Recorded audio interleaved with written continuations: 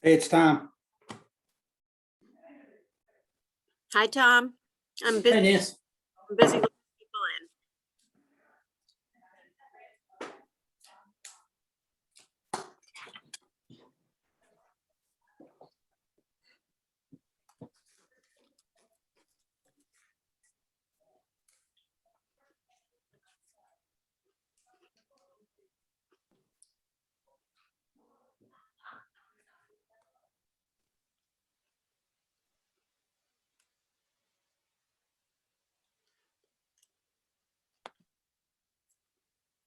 It's just you and Becca from the board so far.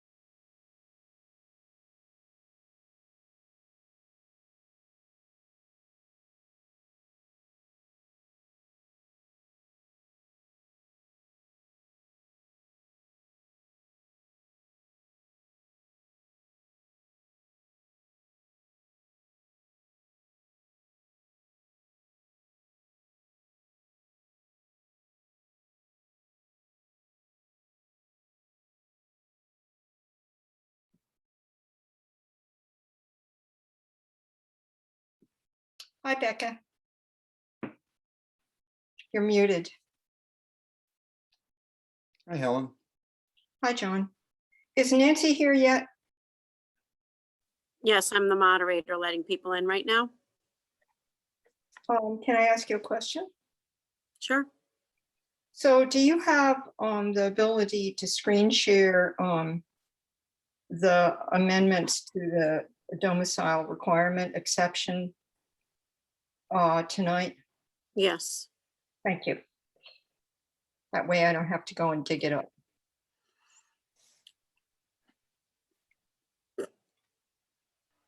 Okay. Now you guys have Jake coming in and Zach and John Dwayne. So you should have your quorum. How's everybody doing?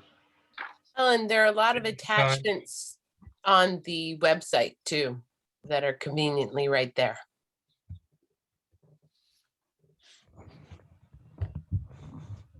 The changes to the domicile thing.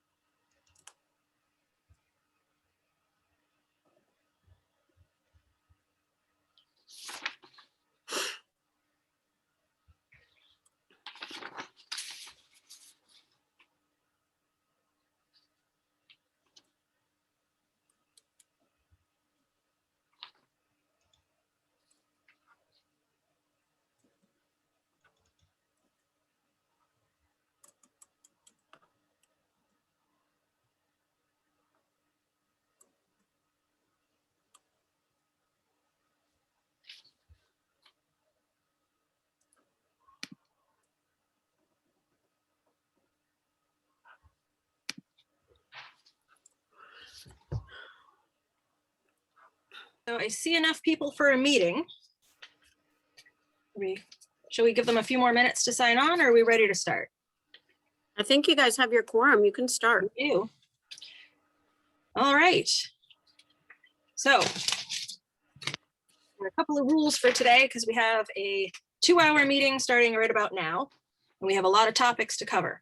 So we're going to let the presenters present, and then the board's going to ask questions, and the audience can ask questions. to start with, we have something that Ginny would like to say to let us know about. So we're going to start with that, but we can't discuss it because it's not on our agenda. We're going to try to keep each topic on the agenda to about half an hour so we can finish up at a reasonable time tonight. So, hello, it's 6:35. We're all here. The meeting can begin. Perfect. Thank you, Jenny, for coming. Oh, thank you so much. Hi, you guys, Jenny Parker. I just wanted to give a quick update on the Shellfisherman's Farmers Market that we've been having, that you all know about, that we've been having here. We were able to get an extension for the 8th and the 15th from the Board of Selectmen. And we are going to be continuing the market with the help of Holbrook Oyster. We're actually going to move the market we're going to continue as we have been, but we'll be moving the pickups to Wednesdays, and that will start on the 26th of May, and the pickups will now be at Holbrook Oyster. So I just want to let everybody know that market is continuing. If people want to participate, get in touch with me or Ryan or Zach or through Nancy. And yeah, that's all. Just want to let you know where it's in progress, and it's been exciting, and the customers love it, and they do not want us to stop. So yeah, thanks. Thank you for coming and telling us about that. It's very exciting. It's going to get to continue.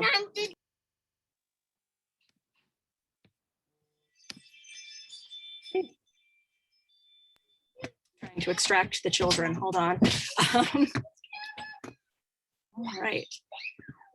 So on our agenda today, we start with the meeting minutes from the 8th and the 26th of April. Have folks had a chance to go over those? Yes. All right. Do we need to make a motion? I have one correction, Becca, just Zake Dixon. I happen to notice. Which meeting was that one in? Both. Both, okay. See Tom taking notes. Oh, you're muted, Tom. All Hey, right. Zach, at least I was consistent. Yeah. Well, maybe we should just go with that. Change. I'll make those changes. Thank you. All right. Was there anything else that needed to be amended in those?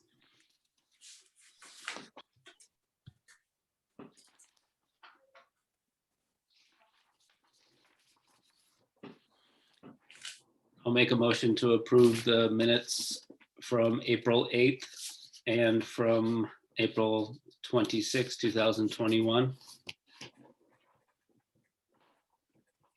I'll second that.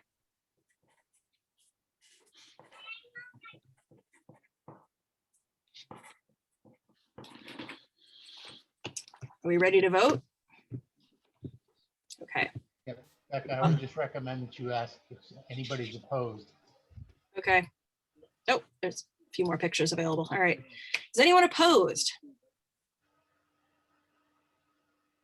All right, so then everyone's in favor.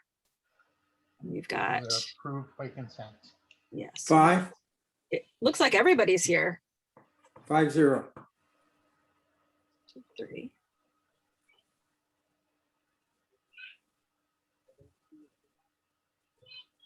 Does Damien vote today? Oh, no, that's right. No, you're right. 4-0. You know, that's a good Nope. question, because I think I was rereading that recently. I think I do to 3. make 5. No, No, quorum is 4. quorum's 4. Yeah, Okay. So because he's an alternate, he's not Yeah. allowed to vote if there's 4 people. Okay. he's important, but he can't vote. Okay. I'm curious to that because when I read it, the charge was a board of 5. Although Right, there- quorum is 4. Okay, there are 5 of us here. No. Becca? Yes, Helen. That's Yes, all the board- respectfully. So Damien, I wish you could vote, but you are a 7-member committee. Hmm. Therefore, your quorum is 4. And if you have 4 people here, you don't need to add somebody. Understood. Yeah, you got it. In other words, if there were just 3, That's the way I originally read it, and recently I was rereading it for some reason, and it seemed to be the other way. I have always found it confusing. Okay, so we have a fantastic turnout of 5 members and Damien tonight, so it's wonderful. We have a good discussion ahead. All right, so we've approved those. We move on to the domiciled regulations. Is Ryan Curley here? Can't Yeah, I'm see on my here. screen. There we go. All right. Would you like to explain what brings you here tonight and why these changes? So I proposed a number of amendments to the domiciles, or I would say the proposal to change the domicile resident requirement. Basically, I think that making sure that somebody intends to resume residency within Wellfleet makes a lot of sense, as opposed to because otherwise somebody could move out of town without the intent of coming back and then have a commercial license for 18 months. So the requirements I set are pretty minimal, actually. I mean, it's really easy to secure to secure a real estate agent. But it also gives the Shellfish Constable a lot of flexibility because it includes the language at the end, which is or other, it's the real estate agent contacting 3 landlords or other means that basically show an intent of returning to Wellfleet. And then the rest of the domicile changes are basically the outlines or is the process as to what happens if the Shellfish Constable determines that there is an intent to return to town. The other part of it that I added is that for a licensee, basically that's using a domicile resident exemption is not eligible to go on to a grant or to have a grant extension of a grant that they're on. Because again, this is, you have these 18 months and it would be kind of strange to have somebody get approved to go on to a grant and then have to leave in 18 months because they were unable to find a house in Wellfleet. You're talking about, usually significant investment out there as well. So that's my thinking for the domicile portion of it, at least. So thank you. All right, thank you. So does the board have any questions? Point of order, could we see the screen, have a screen share of this, please?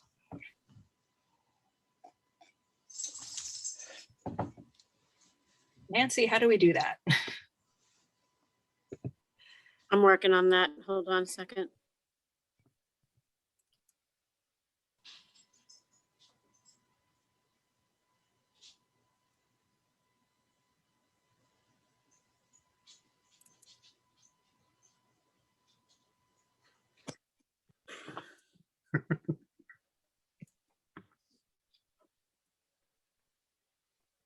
Do you see it?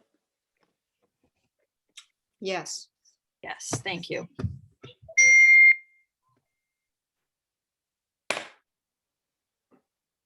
Yeah, my edits are in red further down, so.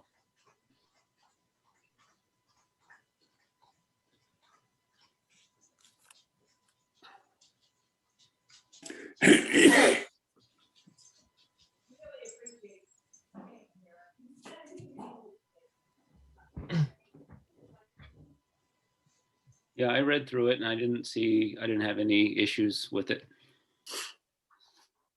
Okay. So, I think it looks good too. I think I think it's well thought out.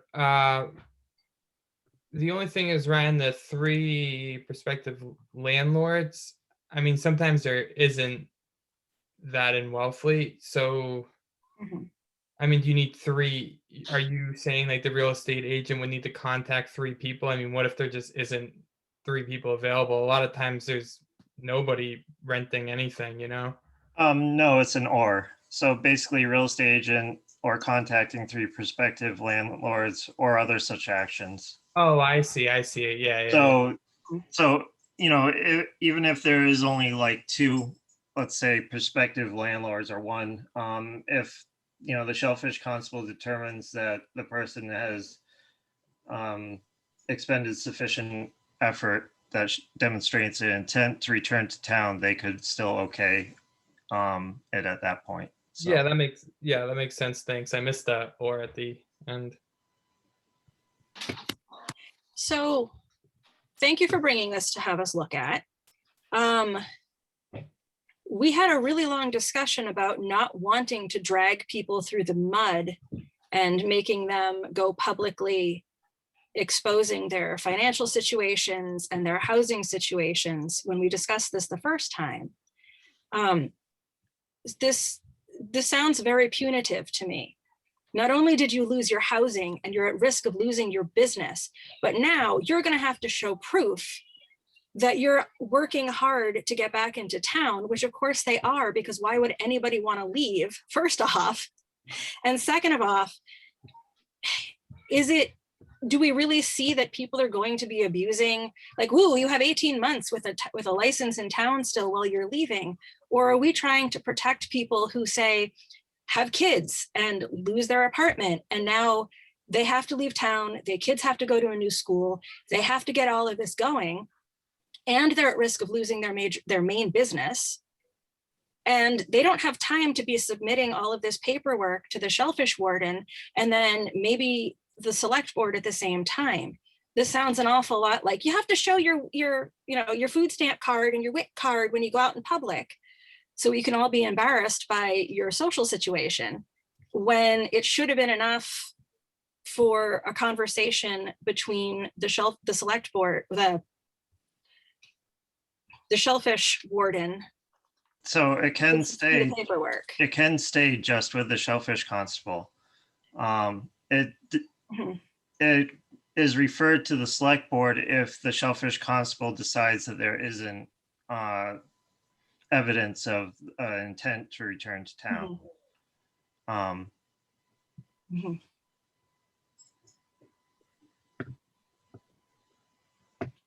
Question, Becca. Yes. Does all the drafting, I'm just trying to read it, all the drafting gives 18 months term, is that correct? And no extension. Is that actually, Helen, and is that to you too? Your original drafting, is that correct? As it was brought to us, it's an 18-month that they have to return to town, and then if they don't within that time period, they lose their license. And that's what it is in this as well.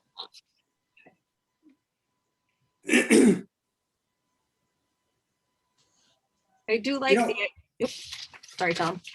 Sorry, go ahead, Becca. I was going to say, I do like the part about not being added to grants during the time that you're not here. I like that part. Like, just let's reschedule that to 18 months later when you're back in town.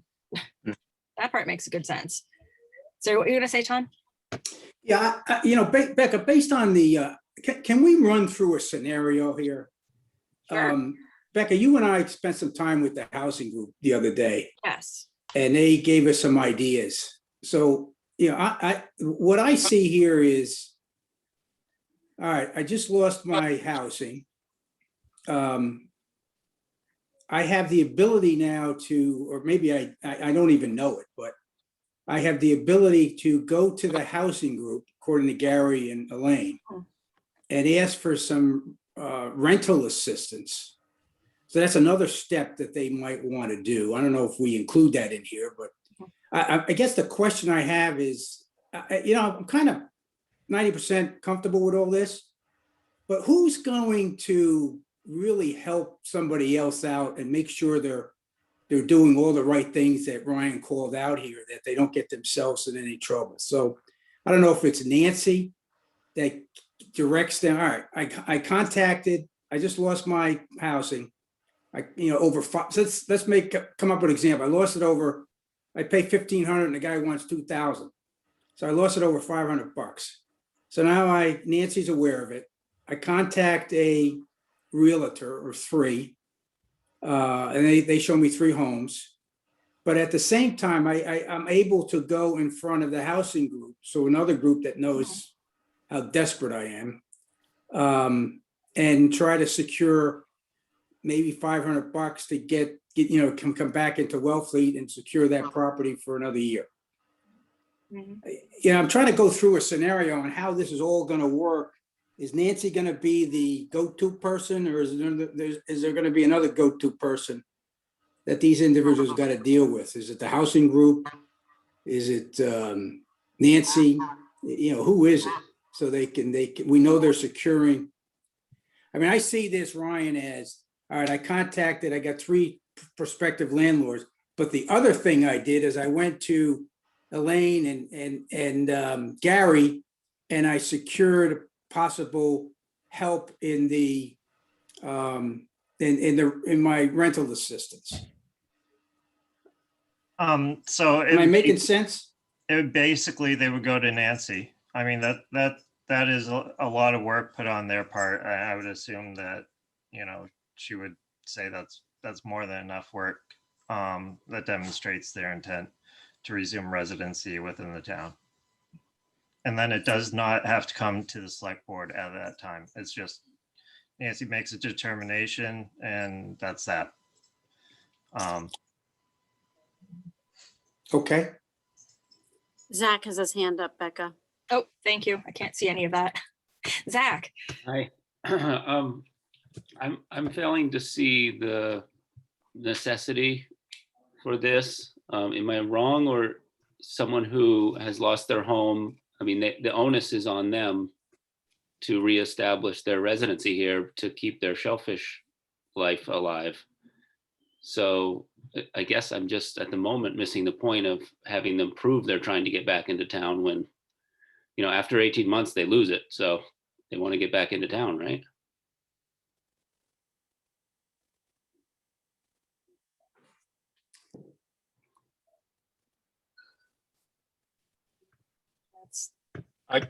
I could see, Zach, your point strictly as an approach for someone who holds a grant, but this would cover wild harvester as well. Then I can see getting a short-term rental, resecuring your permit for a year, and it gets into this bouncing game, but I don't know if it's really something we really ought to be overly concerned about. So I guess another way to put it is, just for my understanding, does this prevent abuse, this proposed language in here? That is the intent, yes. Yeah. From someone bouncing, seasonally or whatever. Well, you couldn't do it seasonally because you have to have been a resident of town for. Right. But how would it work if you haven't lost your license? So you've got an extension, you get back, now you're a resident again. 6 months later, you lose your seasonality again. There's no language that describes whether you can reapply then. You've lost your seasonal residence. You never technically lost your license from the town because you qualified for the exception. I mean, there will be challenges to any perfect picture,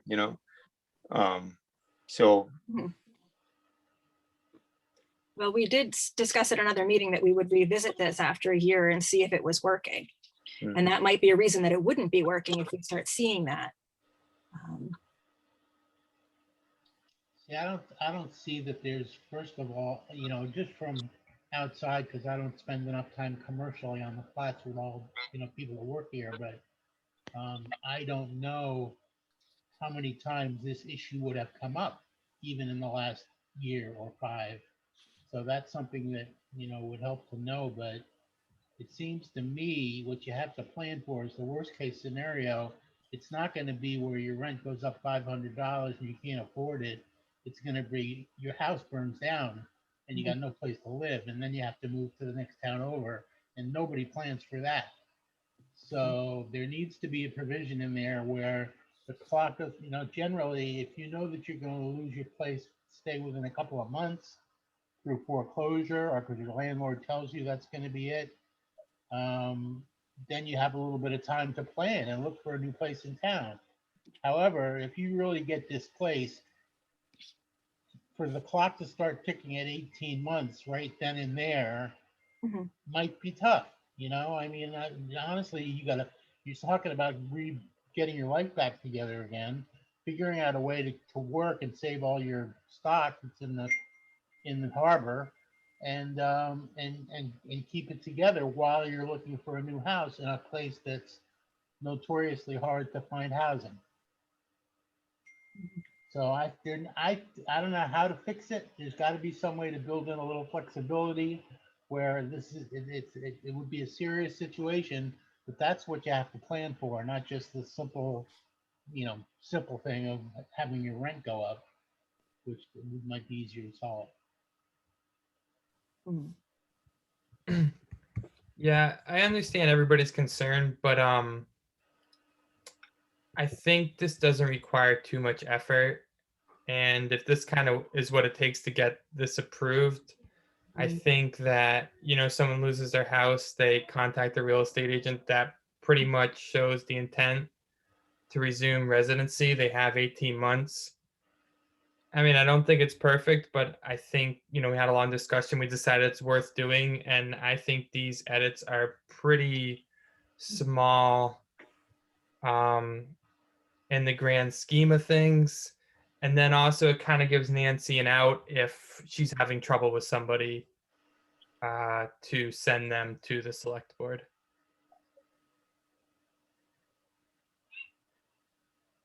That makes sense, Jake. I would like to see the exclusion of extensioner while under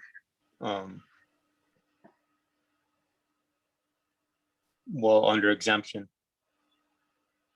I agree. I would also just say that I think we've been referring to this as exception as opposed to exemption, and I might just suggest we change that wherever it says exemption to exception.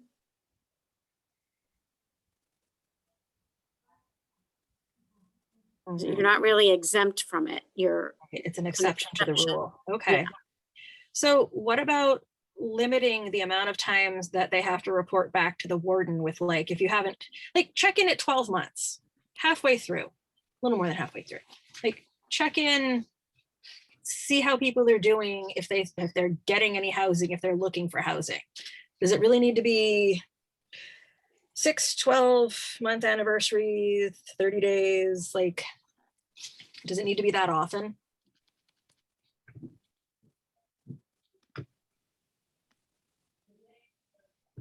I mean, clearly, if they can get back within within the first 6 months, they'll be back. So does it need to be multiple check-ins? Becca? Yes. So I'm in a funny position here because in a sense, I'm also a presenter. Mhm. And may I be allowed to speak now, or would you prefer I waited? Are you going to do a separate presentation on this? No, but Okay, if it's relevant to what we're looking at now, yes, please let us know. okay, couple things. I think only having it checked in once is a better idea, having to do with the workload of the Shellfish department and also some of the things that were said earlier about this is clearly beyond your control. This is not, oh, I think I'd rather live in New Orleans, right? You've cleared that first hurdle. And you've got a lot on your hands. It may not be the middle of winter. You may be having to do all the things you have to do if the issue is your license, right? Not just a commercial permit. And I think, I could see 12 months. What is not good in here in this language, in my opinion, and having thought about it carefully, because we only saw it for the first time at the select board meeting. Ryan, I'm not faulting you. We've all done stuff like that, but it was a lot of language. Could you scroll up for a minute, please? So that we can see, no, I meant down. I'm slightly dyslexic, so we could see more of the amended language. Okay, here's the thing. In my experience, and also just to make it more up to the person who has gotten this term of allowance, which is my term for it, it's in the reg, it works. B doesn't work for me. In other words, I think that B should be a right to appeal to the select board, not a required report about it. So it's not automatically bumped to the select board. If the Shellfish Constable, looking into, proven effort or not, thinks that the person hasn't been trying, then that person has the right to appeal it to the select board, but neither the department nor the person is required to appeal it. Because all of a sudden at that stage in the game, the person may have decided they don't want to do it anymore. So I think I could go with, you can't get an extension or get named to a grant, transferred onto a grant, or God forbid, get a new grant. Who gets to do that? That's never been surveyed. But my point here is put a pause on that until the person is actually back physically located in Wellfleet. Meanwhile, they can keep harvesting from the wild commercial with their commercial permit and or working their farm. I could see putting a hold on that, but I can't see automatically kicking it to the select board if the person doesn't meet, doesn't, have enough proof of having tried. Now, stepping way back, and some of you remember this who were here, I decided not to put any requirement of proof in here. And I thought about it when I was drafting it over the years for two reasons. One is, guess what? It's just as easy to fake. You can go to a realtor and say, I'm looking, and it can be completely fake in the sense that you have no intention to try to find something else. In other words, you can misrepresent that just as easily as if you're not checked at all. I've actually way in the past went to a realtor, said I was interested in living where I live now and finding another place. And they, brought up a number of things. And after about 6 months, the point is, I didn't have to take the realtor up on it. So the Shellfish Constable could look at, 3 realtors have been contacted. And the person who's done it, if they're a real scam artist, or for whatever reason, don't want to, they want to cover themselves, they can be insincere in having contacted those realtors. So I left all that out and decided that when I drafted it, and I've been listening ever since, because I'm going through the process here with this committee, with the select board and other people who have spoken with me about it. I don't think that I didn't want to put policing people over the 18 months in here. It's up to the person. If they don't bust ass and they can't find a place in 18 months, that's it, it's over. And so it's in their best interest to move their backsides along and find something. Or Becca, or not. Or not, and accept that they're done and pack up their things and leave. Yeah, and then at the end of 18 months, just as there is now there's no wiggle room. Mhm. You're not located here, you're not domiciled here, you lose your place, doesn't matter how. you're out. So it sounds like we're down to cheaters are going to cheat no matter what we do. And currently it's still pandemic and there's still no housing in Wellfleet. It doesn't matter who you call, there's no housing in Wellfleet. Maybe it will be better in 18 months, but you can look all you want right now. One other thing that Tom brought up. So Tom, I'm very much in touch with the trust people, the affordable trust people. And Yes.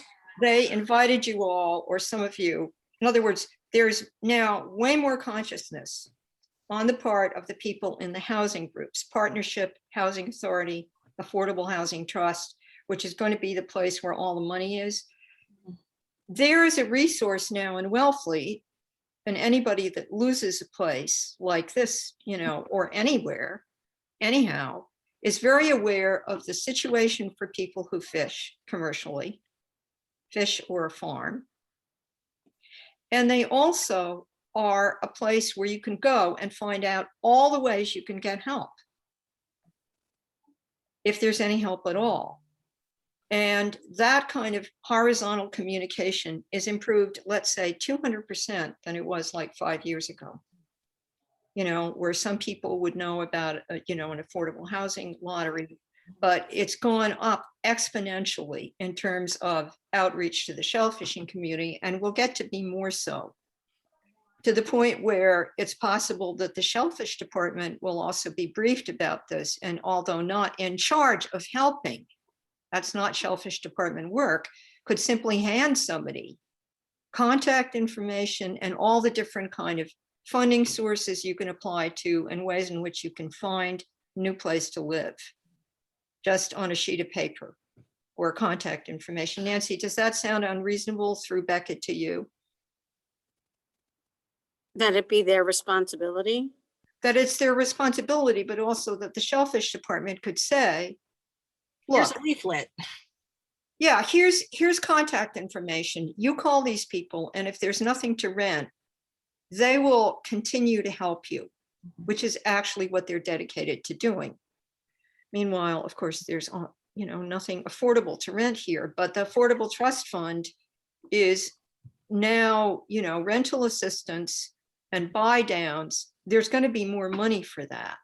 That's another thing. So Anyway, you're asking if I would connect people with the housing authority people, and of course I would, yes. yes, I mean, it would just be a horizontal communication that would take almost no time.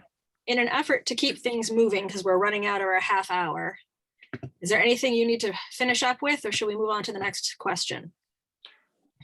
The next question about this. We have another person in the audience who'd like a question. Okay, I'm done. Thank you. Okay, thank you. Jude. I was just wondering if anyone had spoken to St. Vincent de Paul, because I know that there are even other nonprofits who help people in this situation, to kind of get a sense of how many people we're talking about. You know, I know that some have used such places. I just wondered if people reached out to them. I don't know if anyone on the board has asked, or anyone on the select board has asked in relation to this. You know, we have talked to the Wellfleet Housing Council. So let's assume that they did, I guess. Yeah, but I just wanted people to know that there are other resources as well to supplement rents. And it's really just the lack of any affordable rent. And that's not someone That's just the busting problem. their ass. That's the problem, is that all of these places offer rental assistance, but when your landlord calls you and says, we need you out by August, or we need you out by May, and there's nothing because we're in the middle of a pandemic and the houses are completely unreasonably priced, why not have some leniency to let these people move out for 18 months and come back? Maybe something will open up in 18 months within that time period. Yeah, and it's hard to break a lease then. And if you have children and everything, it's complicated. It is. The whole thing is a mess. And I know 5 families with kids this year who have been told, and they're not all fishermen, who have been told they have several months left on the lease and the landlords are moving home. So get out. Where are they going to go? So Ginny has her hand up. And she's on mute. chat. Sorry about that. Pretty I bad. just wanted to say, in addition to St. Vincent de Paul, Maggie Flanagan, who lives here in Wellfleet, is a housing advocate. And I'm sure if there was some outreach to Maggie, she would be glad to be an intermediary in this. She's a fabulous resource, and her husband and her son are both fishermen, so she's well aware. Just wanted to let you know that. Housing advocate, you said? Yeah, she works for Housing Assistance Corp. Okay, yep. And I'll talk to her after the meeting and just let her know we had this conversation and have her reach out Thank to you. Nancy. Mhm. Okay, Thank you. you're welcome. I assume people would call the LCOC in Orleans and there's a whole list Yeah. of resources. But again, if there's no housing Yeah. and there's not going to be affordable housing built in Wellfleet for another 3 to 5 years. Mm. So, all right, so we're running out of our half hour to discuss this. Are there any other particularly pressing questions related to what we got on the table here? Becca? Yes. We need a recommendation about these amendments. Mhm. That's why it was sent back to your committee by the select board. Well, if the board doesn't have any more questions related to it or comments, we can start deciding if we want to recommend this.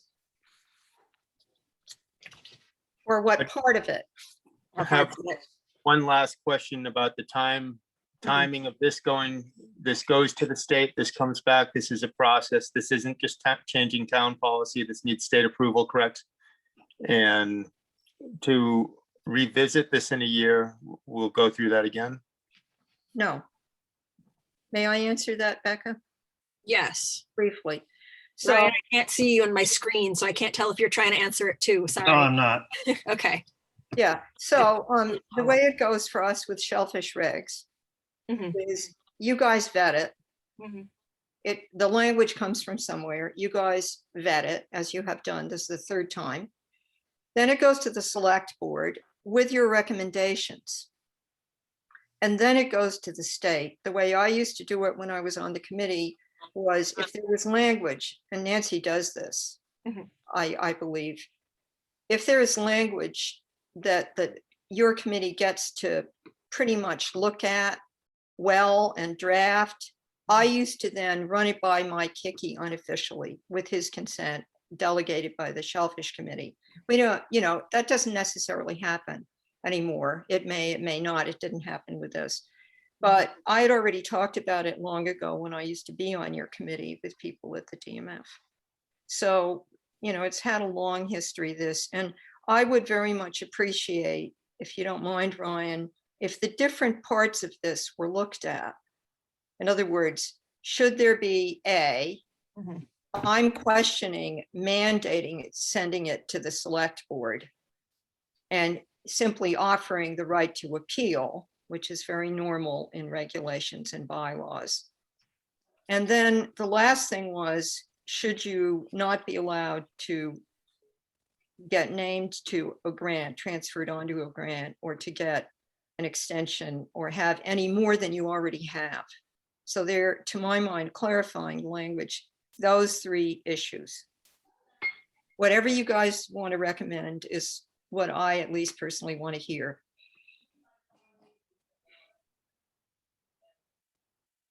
All right. I had a question. Is there, I'm not reading it right here. Is there a spot where the person who has lost their housing can appeal to the select board if they don't feel they're being treated fairly by the shellfish warden? Currently, no.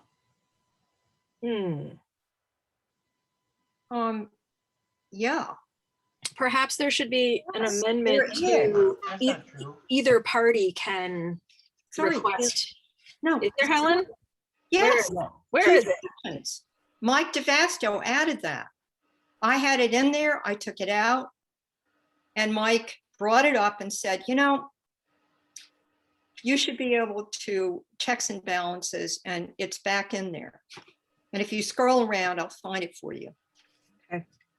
I printed them all out here and I'm trying to figure out what I got going on and I don't see it. Well, wait a minute. Is this just Ryan? Ryan, is this the whole thing, please? I hope. That's No. my edits, and then Nancy took over drafting it in our meeting. halfway through. Yeah, here we go. Wait a minute. Here we go. Yeah, it just got highlighted. Okay, What clever person did Okay. that? Nancy did. Nancy? Okay, thank you, Nancy. Wanted to make sure that didn't accidentally get removed or something. Okay. Okay. All right, so that is still there. See, that line, instead of what's in B, a well-worded thing of that line, giving the right to appeal, I Okay, think would be a better idea than having it mandated. Thank you. Yeah, I'd like to speak to Helen, your comments and Becca's actually earlier about the fact that I just assume that this whole process is left to the Shellfish Constable for her determination, his or her determination, and if there's a problem, then it's up to the person who can't find a place to live to appeal it to the select board within a prescribed period of time. That's fine, but I don't think it should be mandated either. I don't think airing somebody's laundry needs to be mandated to a Zoom meeting with the select board unless it's deemed unless it's denied by the Shellfish Constable.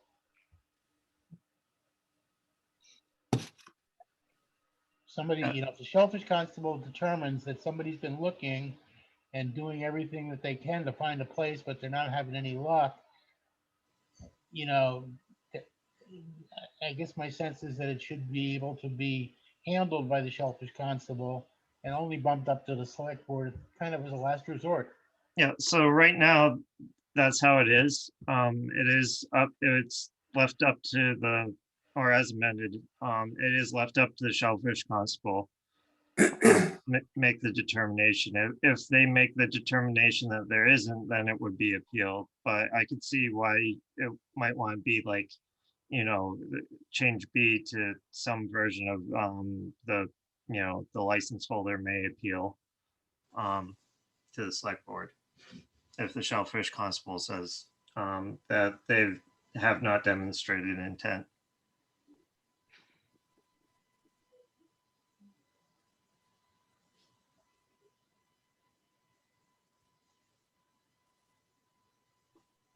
all right, folks, how do we want to change some wording? Well, Do we that's what wanna I'm vote? thinking. Somebody's either got to propose some new language, or we either vote yay or nay on this addition.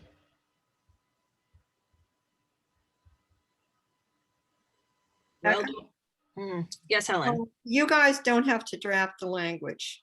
Mhm. You have to vote on the content. Mhm. And, somebody else can draft the language. Okay, And your recommendation is what's needed here. In other words, your expert advice, okay. in my opinion. Ryan, does that sound good to you? Yeah, Okay, I'm seeing Zach and Damien have questions here or have their hands up. Zach, you want to start?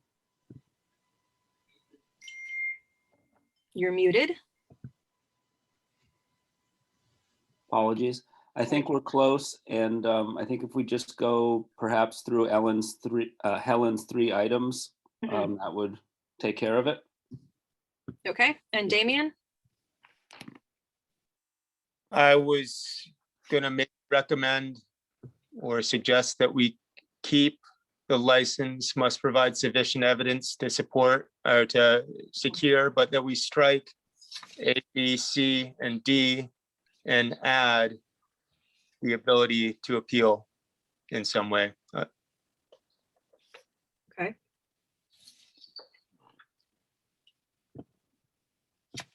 All right, so that's in there already. If the permit holder fails to qualify for an exemption, they may appeal the Shellfish Constable's decision to the select board within 30 days. okay, yeah, that would make Okay. sense to strike. So that B, stays in C, there. and D. I mean, that sounds perfectly reasonable. Okay.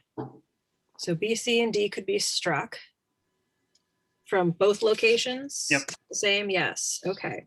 So then it would just read, sufficient evidence of effort to secure housing shall include but not limited to securing the services of a real estate agent, contacting at least 3 prospective landlords, or other such actions which demonstrate an intent to resume residency in Wellfleet. Okay, Ryan, I can live with that. It makes it better. What about this right here? Which, Well, What I'm highlighting right there. oh no, that's initial. That initially has to happen. right, Oh, wait a minute. Oh no, that was but put in. that doesn't Ryan, need to be no. 6 and 12 months too. Yeah, How about just a 12-month check-in. check-in? Yeah, you know, How you doing? Are you still trying to get back to Wellfleet or are you giving up? Like,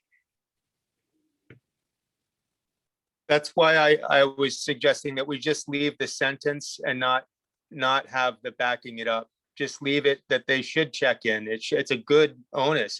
You should be working. It's gonna be easy to forget. You're under that much stress. Not easy to forget, but yeah, it's not gonna hurt anyone to have some impetus to check in. You know, maybe there's new information that the Shellfish department can help out with, or the town can help out with. It's easy during busy seasons to let months slide. So it's that might be helpful actually, you know, rather than hindrance. here's the thing. I think it should be 9 months. right, the halfway point. Yeah. Mhm. And to have That- it tied into A. Ryan, you don't have to stick it in that paragraph there. You can just tie it into A. How about that? Can you say that? Can you say that again? Sorry. So. I just didn't hear what was supposed to be. I'm taking a breath. So I don't just throw words at you. In other words, sufficient evidence, effort to secure housing, you know, shall be, you know, there will be a check up after 9 months. These are not the right words, but it's the content that gives sufficient evidence of effort 9 months in. And it should include everything in A. In other words, you know, these are the ways in which you could possibly, you know, shall include but not be limited to. And it's good to list a few things so people get an idea of what you could go in with. So Nancy, that adds work to you, for you. Yep. But this isn't going to happen that often. But when it does, it's horrible for the people. So there's got to be some give here, and it has to be strictly enforced. And it has to be absolutely clear if at the end of 18 months, you haven't found a domicile that you're living in, not just getting your mail there. You're out, it's over. So I'm understanding that basically B, C, and D are going away. A becomes just another paragraph.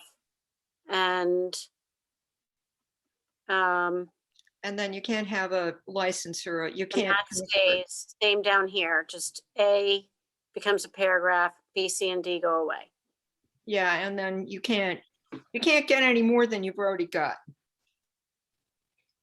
Right, You could get a renewal on your, you know, you could get a renewal if a renewal cycle came up. For you. Does that make Mhm. sense? Yeah, yeah, you don't lose anything for 18 But months.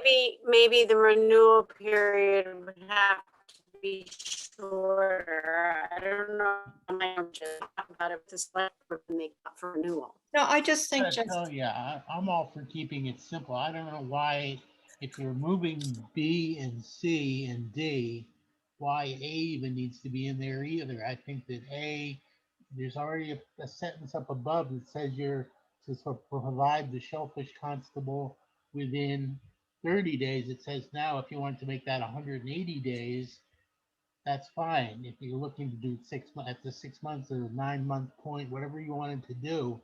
But the leaving A by itself as a paragraph, I think it's kind of it's just, you know, it's kind of like, I don't know, it's not rubbing salt into the wound, but it's not really doing anything. It doesn't have any enforcement ability. you know what, John? I remember loving drafting things with you for all those years. And you're seeing this very clearly.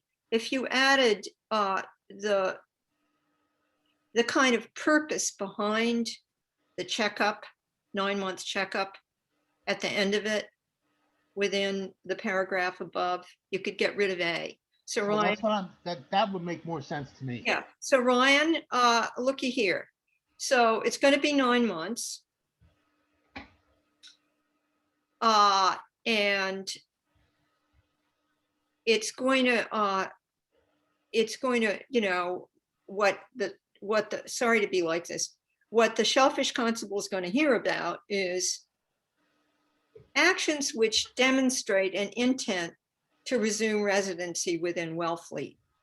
You see, it might be as simple as you're having a house built because somebody, you know, a relative suddenly gave you enough money to, you know, buy a small piece of land, and you're building your own small house there and you're going to be in there, you know.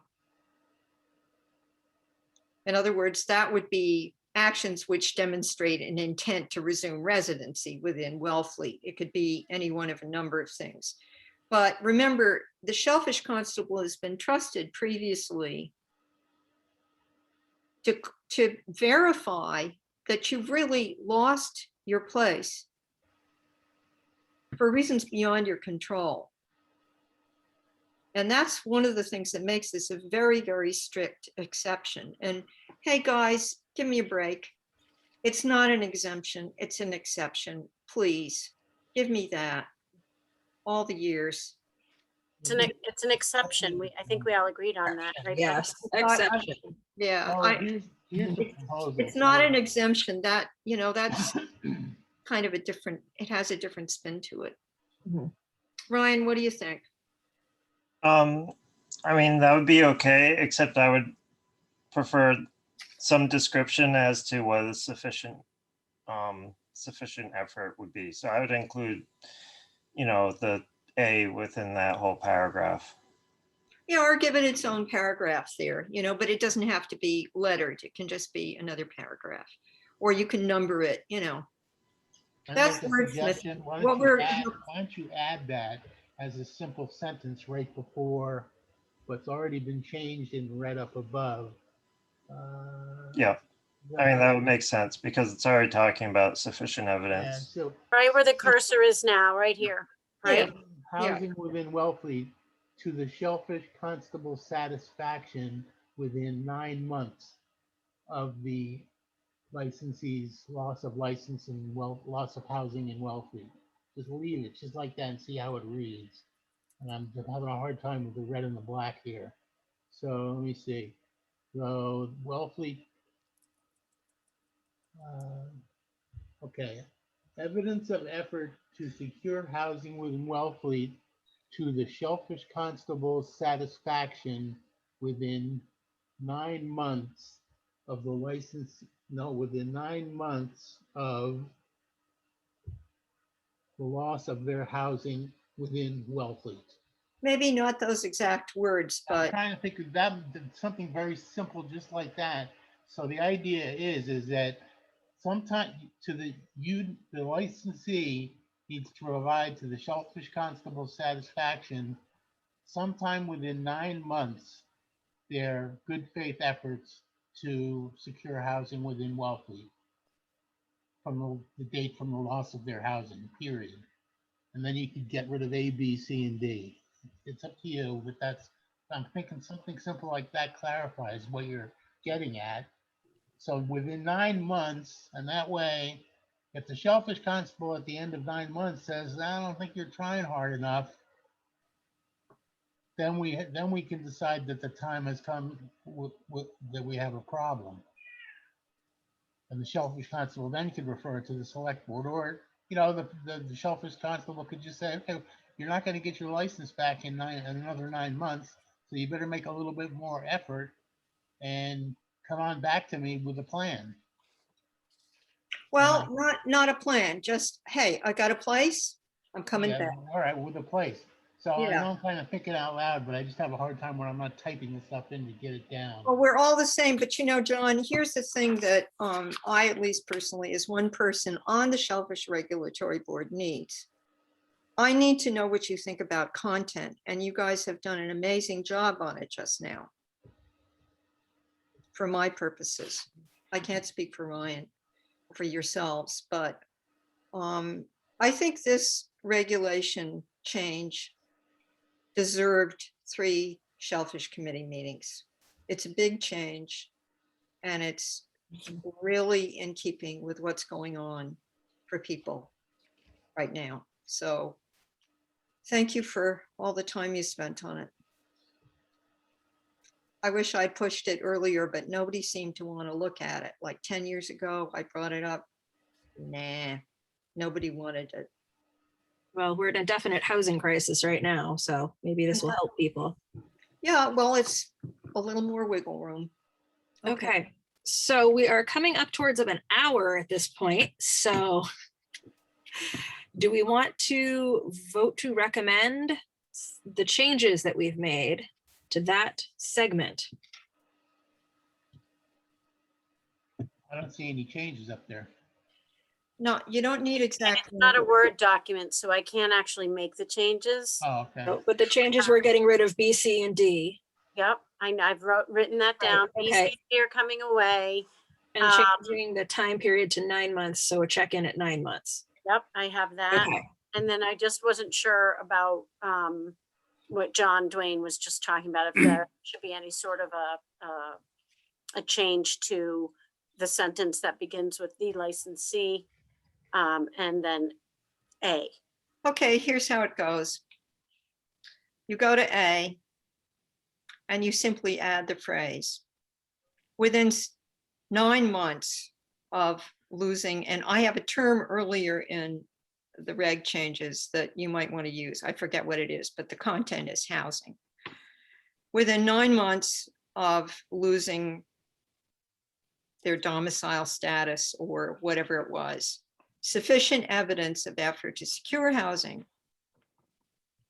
shall include but not been limited to securing the services of a real estate agent, contacting at least 3 prospective landlords, or other such actions which demonstrate an intent to resume residency within Wellfleet. All you have to do is add the phrase at the beginning, giving 1 check-in time.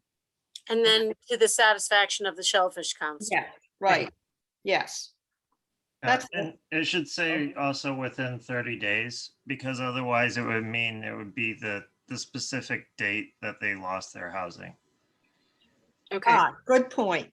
Where does that go, Ryan? Just somewhere that says within 30 or 9 months, and then within 30 or I don't Within know, 30 days of that Yeah. date. So those 2 ideas in there, yeah. And then at the end of it, again, if a permit holder fails to qualify for such an exception. No, you don't have to add that. You can put that after adding this. So what you're talking Hey, about now is can I that make a suggestion here too, because I know we've been going on a long time with this. Part of the problem I'm having here is that first of all, I attended a striped bass meeting most of the afternoon today at the ASMFC. So I'm used to seeing things coming up on the board and being changed like instantly. So I know that's not able to be done here tonight because of the document and the way that it's going to be put together. But it seems to me that I can't vote on anything until I'm looking at it. So until I look at it, let's make the changes that you're all proposing. If I assume somebody's taking good notes, make the changes and bring it back to our next meeting. And then, I don't want to put it off again, but my issue is I can't vote to approve this without seeing it. So that's my suggestion is let's make the changes we just discussed, and somebody needs to take the responsibility of retyping it so that it flows properly and it's done. And then we can just go ahead and approve it at our next meeting. And I have a feeling it's going to be that way with most of these. Will that work for the select board? Is there a time limit you guys need us to have this done by? Ryan, do you want to speak to that for yourself? I mean, there's not really a time limit, but I think the general feeling is the sooner that we lock it down, the better. John, Dwayne, Yes, so this is a little bit of an unusual situation you've got here. Because unlike any other regulatory board, the Shellfish Regulatory Board, and you've got two members here tonight, me and advisory Ryan. board. We're not Ryan an and I. advisory board. Most regulatory boards do their own language. They don't have an advisory board drafting it with staff support. And the thing that has been defined very clearly is what you all want in or not. Now, usually, John, it does depend on very specific language. Like when you and I were on the committee together, there was nobody on the select board that could do this. And so that select board was entirely dependent on you guys to draft the language right. So you were right about that being the case in the past. What you've got right here is two people on the select board who are capable of drafting a shellfish regulation well. And the ideas that Ryan brought and the language that Ryan had are what I was chairing that section of the meeting. And the reason I said it has to go back to you guys is these were a new set of ideas and you had to look at them. And I at least have a very clear sense of what you want in here. And it could be done really easily. We just don't want to throw it together now in this meeting and have it be the wrong words. So in my opinion, this committee doesn't have to approve, unlike back in the day, John, exact words. But if I had any lack of understanding of what the ideas of the committee are after you vote on whether or not to make these changes and to delegate it to Ryan or me or Nancy or whoever, okay, to make them, we could send them back to you, you know? But I think it will satisfy you. And if it doesn't, yell and scream. Well, I don't think yelling and screaming is required here. I think you would just let the build in. You're going to bring them back next week or next 3 weeks or whenever we have our next meeting. Yeah, in a month, you know? So here we go. So what I'm thinking about, to make it simple, is how are the minutes of this meeting going to read tonight? The minutes can read, because we've got documents that were posted, I believe, for people to look at if they wanted to see what we were talking about tonight. And they may have said, okay, I like this, or I don't like this. And if they don't like this, I would think they would be here at this meeting. But if they do like it, and we rejected it and said we're going to have them come back with new language, I don't know. Again, I'm just kind of thinking out loud, but I'm thinking that then somebody needs to take it upon themselves, the select board, I guess, Ryan or whoever wants to do it, to bring them back to us at our next meeting for approval. That's all. Otherwise, we're not. So how are the minutes going to read in this meeting tonight? That Can you guys, that the Shellfish Advisory Board decided to approve as modified? Well, it looks like Nancy's writing rapidly here. Yeah, it's pretty easy because your ideas were clear. I thought you wasn't able to modify it. I just figured out how to do it. So All right, this there is you what, this is to the best of my understanding from what I'm hearing you all talk about. And so please make any corrections you feel are necessary, but this is that section for the aquaculture leaseholders. Okay, 9 months of the 30-day anniversary of losing. Yeah, it would be swapped within 30 days of the 9-month. Thank you, Brian. Yeah. 30. Urban infrastructure, secure housing.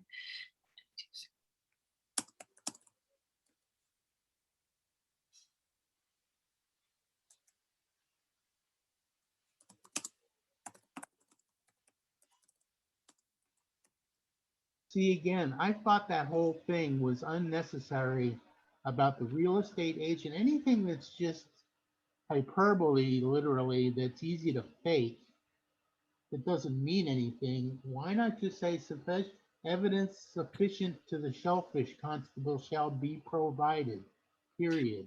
Yeah, you know, okay, John, I think you're right. I'm looking at this. Nancy, thank you. I'll tell you why, Ryan. Because getting proof from 3 people, which would have to be written from 3 prospective landlords, you know, I think that demonstrates sufficient evidence could cover all that. But being that specific about it in this instance, I'm changing my mind, because I think sometimes putting in including, but not limited to is good. But if you take out how they do it, you know, other such actions is implicit in demonstrate sufficient evidence, if you see what I mean. In other words, you go to the Shellfish Constable and you say, look, I've done this, I've done this, I've done this. And, you know, if you're a skanky character, you know, the Shellfish Constable might call up the realtor that you've said you've gone to and said, so do you have a word in from this person? And, you know, the realtor might say, Yeah, I mean, that makes sense. It's much Yeah. simpler, so. yeah. So, Yeah. yeah. Becca, to Nancy through you, should it read lease/permit holder? I think Yeah. sections. So I'm going to put that in there, and then I will make sure that each of the separate sections has whichever one it's going to go in. Is Yeah. there any concern about changing endorsements on permits? What during kind of that time? That's what I don't really know if you can. No, Okay, that's a relationship with the state, you know? okay. So look at this. Pretty good. It's actually a really good question, Becca. And I just put my head in my hands because, Sorry. yeah, because if you are a resident of Eastham and it comes time to renew your state permit, you're going to have to put Eastham. Mhm. And then you're going to have a Wellfleet. I think it's less of a problem with aquaculture, even though it's not, it's against our regs. But if you're a commercial harvester, I don't know, it might get a little confusing. I think I will run these by the state just to make sure that they could help us, you know, get around to any kind of weird anomaly like that might raise up. Yeah, because you see, if we have this in our regs, Nancy, right? What it basically says is, we are going to treat you as domiciled for the 18 months term of allowance, unless you flood Right. at 9. I get it, but then the state, I mean, you know, Yeah. they're gonna have to get their mail from the state somewhere else. They're not gonna get it to their old address. Maybe it comes to the Shellfish Department as a workaround. I mean, we'll be Yeah. creative to make it work, but I do feel like I should run it by the state to make sure that they understand what we're doing. Absolutely. Absolutely. Okay, Becca, thank you for all this time. Yes, we are way over time. All right, Becca, I would just like to try to wrap this up. I can't, and I appreciate Nancy, you doing this quick typing on the fly here. Can you scroll up to the paragraph above so I can see where this is coming in here? Because somehow I'm losing my train here. So, Domicile requirement and exception. This is for commercial permit holders. okay, scroll down. I'm just somehow where the paragraph was that you just had up on the board. Are you not typing Okay, this on hold the? on. Let's see. You're I not- am, but it's in a Word document. And it might go in a different section and, Because you know, I this can is do still that. not reading, this is just reading very odd to me. Within 30 days of the 9-month anniversary of losing their domicile status, who determines that date? Who's the one that's determining losing his or her domicile status? What is that date? It is clear in the previous part of this regulation. That's why I wanted The to, Shellfish that's why I concept. need to see where this is fitting in here. Okay, go on up. Any commercial permit. You Wait. can do it in either section, Nancy. You can do it commercial permit or aquaculture, you know, they're both, I might suggest you cut and paste the paragraph before and just do it all in Word, so it's easy to, yeah. So John, that's easy. all right. Well, here's my thought. The Yeah, way it that it is. reads, I mean, I'd like to see what flows into it, but that whole beginning, within 30 days of the 9-month anniversary of losing your domicile status, resident of Wellfleet, that needs to be just something within 30 days of the 9-month anniversary is just odd. And I think that needs to just say within 9 months of losing within 9 months. With the 30 days doesn't need to be in there. I don't see what that adds to It- the. I do. If it doesn't say 30 days, it means that they would have to do this all on the same day that would be 9 months from the date that they lost their residency with. No, they've got 9 months, within 9 months.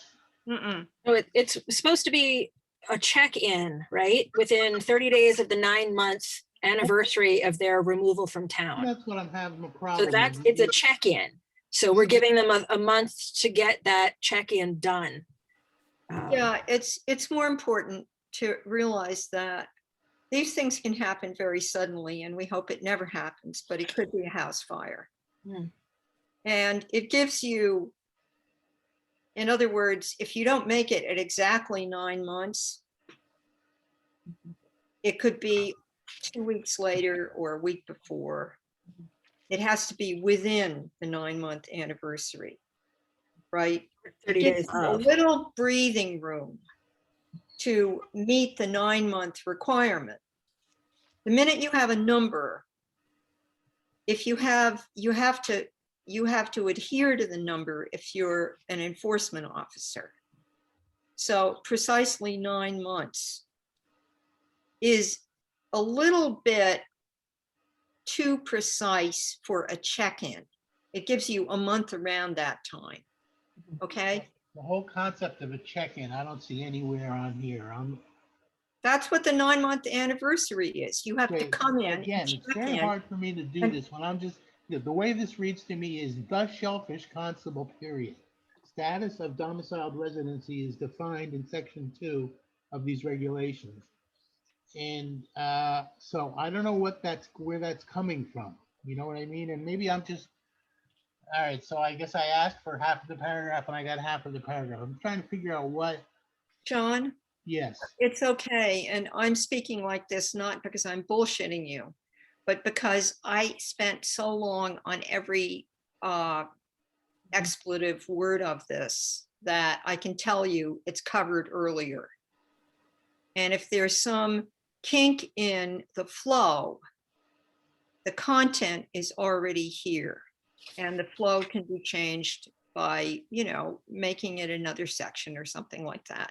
But that's not, oh, God, I just really am going to be happy to stop drafting. I've been doing this nonstop on something or other for like 2 months. Okay, never mind.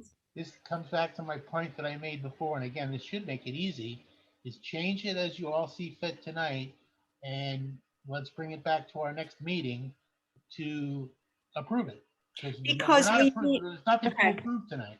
because we need it sooner rather than There's later. nothing for us Select to board. approve tonight. There's nothing in front of me that I can vote yes to approve tonight, because I'm not seeing it yet. How's the rest of the board feeling on this? Do we need to I see mean, we can something in always just writing? take a vote, and I can be the lone duck not voting Mhm. for it. I mean, I think that I know what you're getting at. The concept is good, but we need to see it Okay. in writing unless you feel like, I thought the idea of this was to come up with a compromise or come up with some proper language. And if you would just prefer, in other words, if you're looking for this for recommendation from our board as to whether or not we would approve this or not, we'll just take a vote on whether to approve it or not the way that it's written tonight. And if we don't approve it tonight, we can just say it was approved you know, 5-3 or 2-4, or whatever whatever the vote ends up being is fine. But again, my understanding was what you wanted to do was get a document to be approved by the Shellfish Advisory Board. And if that's what you want, then it just seems to me that the concept's there. Whoever's going to write it in, just write it up, write it up for our next meeting and let's approve it then. If it's that 2 weeks down the road or 3 weeks down the road, if the question was asked before, is the timing critical on this? And it didn't really sound like it was. Actually, it kind of is. So what's the date? Well, can I jump in here for a minute? Yes, Tom. We moved this meeting from the 20th to tonight. And we moved it because we wanted Nancy here and Nancy couldn't make the 20th. And that's the reason we moved it here. So if John, we might have to move it to June sometime to have this meeting. Okay. So, I mean, we've met 3 times in the last 6 weeks, gang, on this whole domicile thing. And if we're calling another meeting in a week or two, so be it. But it just would be the wording. So the deadline is to get this to be printed prior to the town meeting warrant? No. Then what is this deadline that I'm hearing about? We're not going to get it done till June. June is next month. There is No, no. I'm talking about the meeting, John. You're saying when's the next meeting? I'm telling you when the next meeting could Oh, be. that's fine. Then as long as if we're doing this for the purpose of trying to modify these documents to make them flow better, good. Let's get that done as best we can, and then somebody bring these modified documents to the next meeting, and we can say that this is what we pretty much came up with from last time. Is this what we're going to approve? And then when we John, went through it. I'm trying to put my hand up and it All right, is. Helen, keep it quick. I'm about Yeah. to call it on this. Let's go. Hey, John, let's be clear. We need to have offered this committee the opportunity to recommend and to discuss and to look at the language. The select board does not, after having done that, have to wait for language from you. In my opinion, we definitely should, although legally we're not required to, have listened to this kind of discussion. And remember, the other 3 members can listen to this in a video before we vote on it. And to my satisfaction, I know exactly, well, I don't, because you haven't voted to recommend the content that you have decided on. In other words, we have done a very thorough job editing the content, and the exact words that have to suit that content can be finalized, although Nancy's done most of it just now, later. And John, you and I can talk about this until the cows come home legally, because we're not on the same committee anymore. So if you want to listen to me, and I will listen to you on a phone conversation when the final language is decided on before it goes to the select board, I would love to do that. And you could then, I bet you money that you would feel satisfied with it, because we've really been we've exhausted this as far as I'm concerned. I don't know, Ryan, what do you think? I don't know. I mean, the sooner, I don't like leaving things hanging for a long time in general, so. Yeah. I think we should just make a recommendation and then the select board can vote on it. Rest of the board feel the same way? We lost the rest of the board. Yeah, I feel that way. Tom. All I right. would agree. Okay. So what we're seeing on our screen that Nancy has updated is what we're making a recommendation for or against. So Everybody- my question is, who's going to be the one that drafts this language to finalize it? Is Nancy, because we've kind of enlisted her to do this tonight? Is she doing this right now, and this is what's going to be our final product? Here's what we're recommending. I think so, John, and then I asked the Shellfish Advisor, I'm sorry, I asked the select board to have we advertise another public hearing about it. So this document will be advertised for the public hearing, is that right? Yes, yep, and then you would be able to read it and comment at the select board meeting. Yeah, so I mean, if you're volunteering to type this up and offer this particular document right here, because this is what we agreed to, that's fine. We can vote on that. If that's the process and that's what you want to do, it seems to me we have a few more documents to get through here. Yep, well, Okay, so Part of let's what I vote.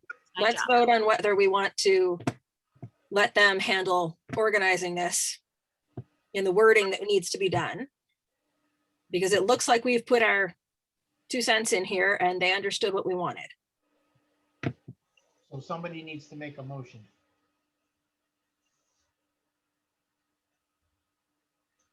Tom, you're muted. Thanks. All right, this is Tom. I'll make a motion that Nancy, keep going up and down. All right, Sorry, I make a motion that we approve the changes Nancy has stated in her document here, and to forward it to the select board for their review and approval. I'll second that.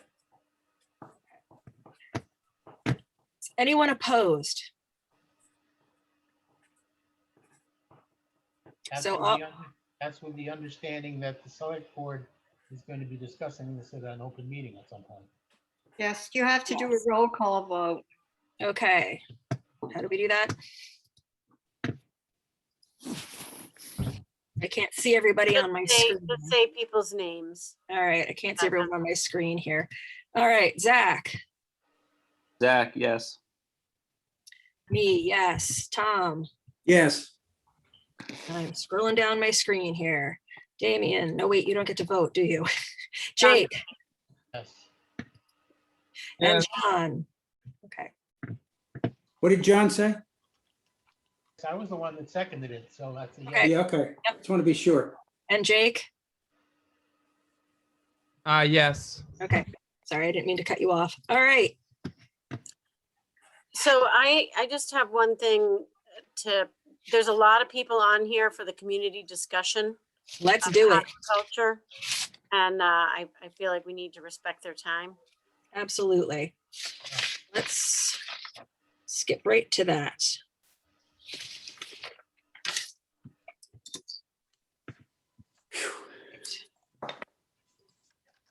So Nancy, do you want to start?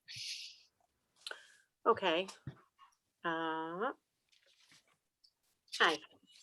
So, Hi, Nancy. hello. So as a department, we really had a bunch of different discussions about the request for aquaculture extensions and kind of the balancing of people's need to be able to make a living and support their families with the fact that we are a multi-use harbor, and other harbor users should also have something to say. This was something that Johnny and Chris and I had talked about then when the select board conditionally approved Mike DeVasto's grant inspection based on, grant extension based on some feedback from the harbor master and myself. When I sat down with the harbor master, he too had the same type of we really need to look at this as a community about expanding aquaculture in the harbor. And then right here at Shellfish Advisory, I think it was at our last meeting, there was also somebody else from the audience who talked about, we need to think about balancing all the users here.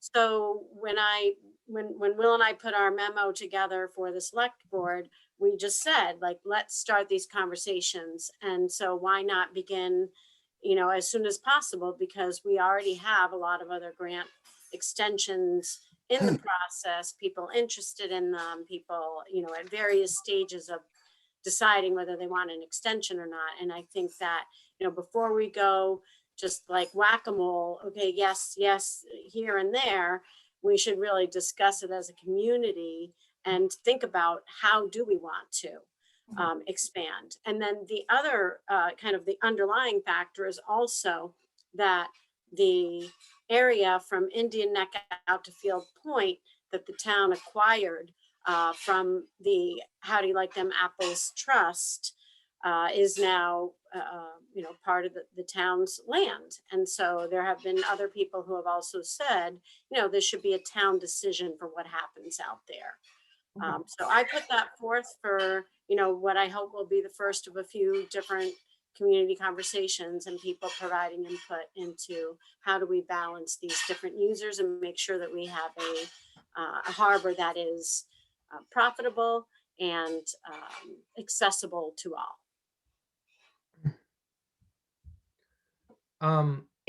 I guess I'll start, and I just have a comment. Nancy, or I guess it's a question. Nancy, do you know about how much area we're talking about? Like, do people have in applications right now? I have a couple of applications in right now. Yep. And then are they usually smaller than an acre, about an acre? Let me think. I don't remember right off the top of my head. I think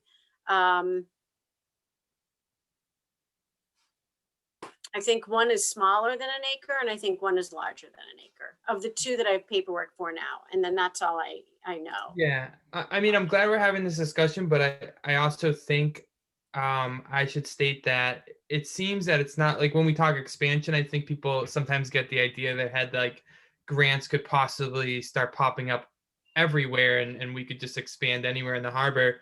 But we're talking about very, very limited small areas that are available. It seems, at least it seems to me, because of the restriction that you can't have a grant, you can't establish a grant anywhere that is productive right now. So that seems that it's limiting the expansion of the harbor to smaller extensions and not like someone's going to establish a huge grant right in the middle of the harbor. Is there? I will just say that the extensions that we have are all bordering on access areas in the harbor. So each of the Mike's and then the other two that have come in are extensions that the harbor master needs to look at and kind of evaluate because they're right on the edge of access channels in different areas of the harbor. Okay. So that's why this, it kind of came up. Even though they might be small, they're getting closer to other harbor users, just for clarity. I'd also like to add to that, it's Will Sullivan here, that according to Chapter 91, we have to also take into account the upland owners of all of this. Chapter 91 requires the fact that we look at every possible user of waterways land, where this is also now town-owned land. So this gets really confusing in the fact that it doesn't matter the size of it, but it's also the user and the possible user, whereas you could eliminate, by connection, you could eliminate a whole group of users. So this is really more complex than the size of an addition or the possibility. Is there an available map? Yes, and I sent it to Nancy just before the meeting. A map of what? Of the area we're talking about. Yes, all the grants. I'll tell you about it. Well, Nancy, did you get it? I have not opened it, and it's a zip file, so I really don't want to do that. Can't right now. Let me see if I can do it Okay. before. Hold on. Oh dear. Ryan, can you do that? Just let me check it out, Helen. Hold on. I'm gonna. So what I sent was for screen sharing. In 2012, there had been no recent map of all the Shellfish grants done for years. So the Shellfish Committee got funding and we had Chet and Dick Lay do it for South Wellfleet and North Wellfleet. So there are more grants in the South Wellfleet area, which is basically the Delta property that the town got in 2019, than there were then. But if you look at the array of grants, there's a lot out there already. So that's one thing. Another thing that you guys should know is, and Mike DeVasto was not aware of this because he recused on it, but of course Nancy and I were very aware of it, is early on when negotiations were beginning with the trust, with the town purchased the 254 acres from and over in Mile Beach. One of their contingencies that they eventually surrendered was that there be no more grants or extensions, and they gave that up. And they also gave up having extra acreage for themselves. And they gave up a lot, and they got a lot of money. But that said, they gave up all their contingencies, and we got it. And here's what's important. The closing was in the fall of 2019. I'm trying to remember the exact date. I was recused up until the closing. From the purchase and sale to the closing, I was recused. And I didn't touch it. After that, so we're talking fall 2019, and somewhere in there during that year, that winter, early spring, there should have been a group discussion about what, if anything, with no attitude, should happen with the biggest single acquisition of farmable, that is to say, aquaculture farmable land that the town had ever come into all at one time, one event. Because it changes things, right? It isn't just business as usual. You can have, you can get a license here, you can get a license there, you can pick in the wild in all the permitted areas if you have a permit. It was a whole new thing. And in terms of land use planning and harbor management, not just shellfishing issues, but what Will and Nancy brought up, and that guy at the other meeting the other night, the boater. Before you start using it, there should at least be a discussion, and maybe the outcome will be, hey, let's just have it be normal. If it's not productive, you can apply for an extension, maybe even a new grant, if it's possible, and just go ahead as normal. It's just more room. Or should we not do it that way? But there needs to be some kind of planning, thinking about it. And that didn't happen because of what happened right after Christmas. January 1, the pandemic became news. A month later, it was happening. And we should have discussed it sometime in there, and we didn't. And I take responsibility. It wasn't all up to me, but I take responsibility for not pushing for it.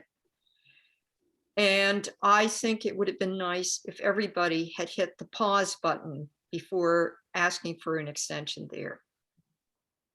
In other words, discuss it first. Maybe we're going to go ahead. Maybe we're not. All right. So we're up to date. We're ready to have this discussion or start this discussion.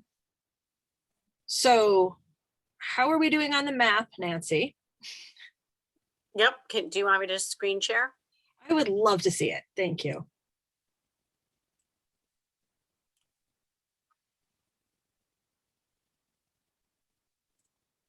All right. So this is the South Wellfleet. This is like Omaha Road here. Okay. And obviously Field Point, and then down to here. This is like the access to Blackfish. And there's more there now, Nancy, because this is 2012. I'm That's right. repeating There's a myself. grant that goes like this. There's a grant that goes down. So basically this whole area. And then there's two little grants right here, or one, and then one that's approved but hasn't gone in. I think that's it on this map. These came in 2014 and 2016. There's a bunch more that are between the deep water grants and the grants further up. There's not, those aren't actually grants. So the How Do You Like Them Apples Trust had the whole thing chopped up into blocks, but none of them are approved. It's just what they wanted to show that they felt it could be developed. So Ryan, that was a whole different thing, which is why we're not looking at that map. And a lot of those places, that was so they could sell lots. And that's a whole other conversation. But they aren't possible grants. In other words, that subdivision plan is off the table. That's what that was. It was an approval not required subdivision plan. Don't get me started. Okay, so the area that we're specifically talking about, can you like circle with your pointer where that is? The one spot. Well, I mean, right now, we're talking about, this is the entire, so none of these are included in the How Do You Like Them Apples Trust. Okay, Okay, all of this. all the way around the corner is, all the way okay, is, yep, and nothing over here. okay. All right, that helps me a lot. Thank you. Yep, Where's Michael DeVosto's grant? right here. I see. So coming out into here, this is why Will was brought into the conversation, because this is an access into Blackfish. Right. And while you're there, where was the extension that is now granted? Right here. It's And not where is the- granted yet, right? In here. No, well, the select board has approved it. That's step one in a multi-step process. It still has to go to the state. It has to go to the Army Corps of Engineers. It has to go to the Conservation Commission. So it kind of goes like this. And use of town property. No, Why not? Becca, Yes, through you. yes. If a person wants to have a grant, that is to say, a grant or an extension, which is also a grant, right? And it's not on town property, they have to get written permission from the owner of that intertidal area to say this person can have a license on this property. If the town owns the property, they're reviewing it and approving it is implicit in that permission. Where is that written, Helen? I think it's a state thing that You know think what? it's a state thing? I think you better be Don't really interrupt clear about me. that. Don't interrupt me. You know what, Helen? You talk way too much. I'm Okay, sorry. You let's do. all You take a just nice deep do, and we breath all have here. to suffer for it. I'm sorry.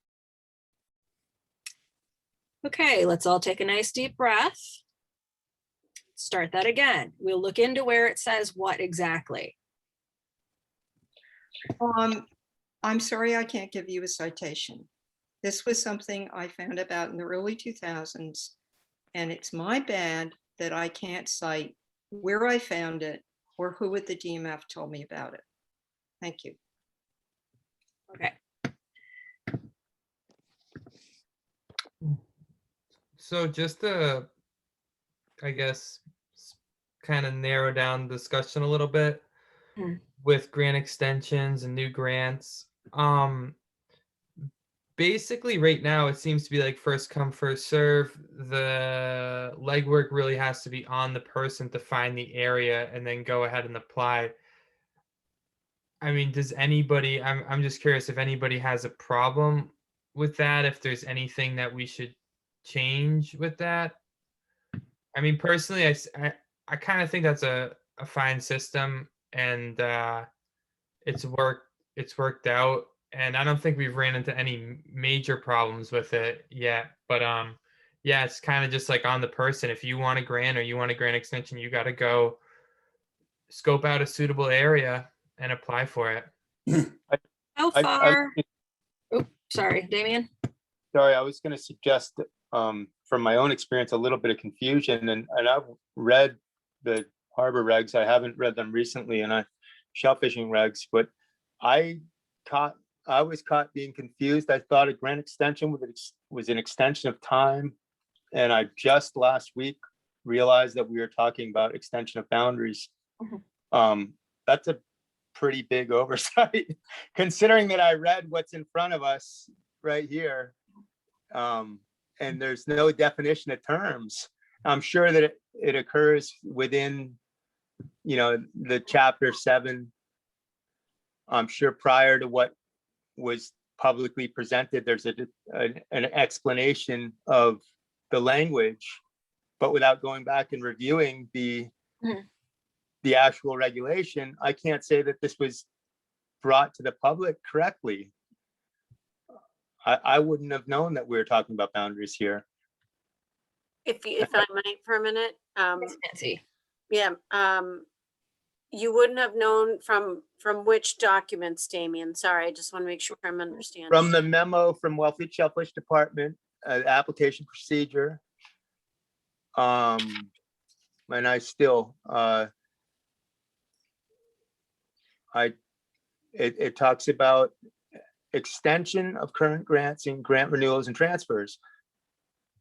An extension to me it talks about time.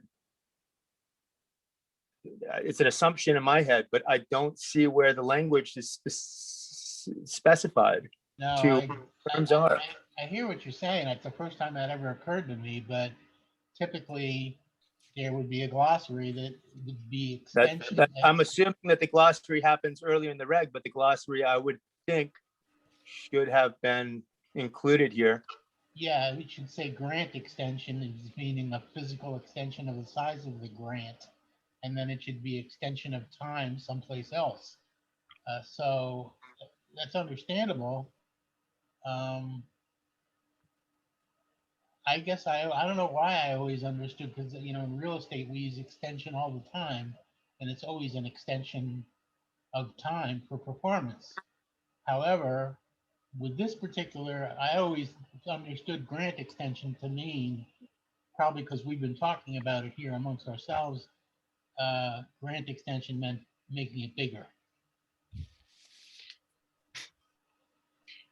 Okay.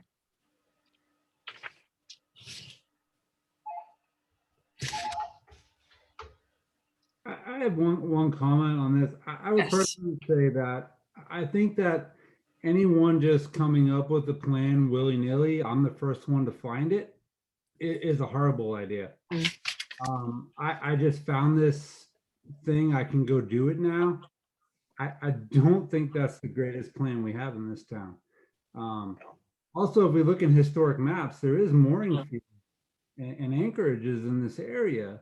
I mean, this is a very mixed use area that we need to provide for all of the public.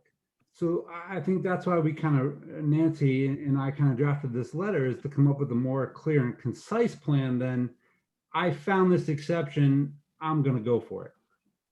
I Do think we that's have, oh, sorry. interest that needs to be talked about. Do we have any overlay maps that can show where moorings are and what other uses are being used in this area or potentially could be used in this area?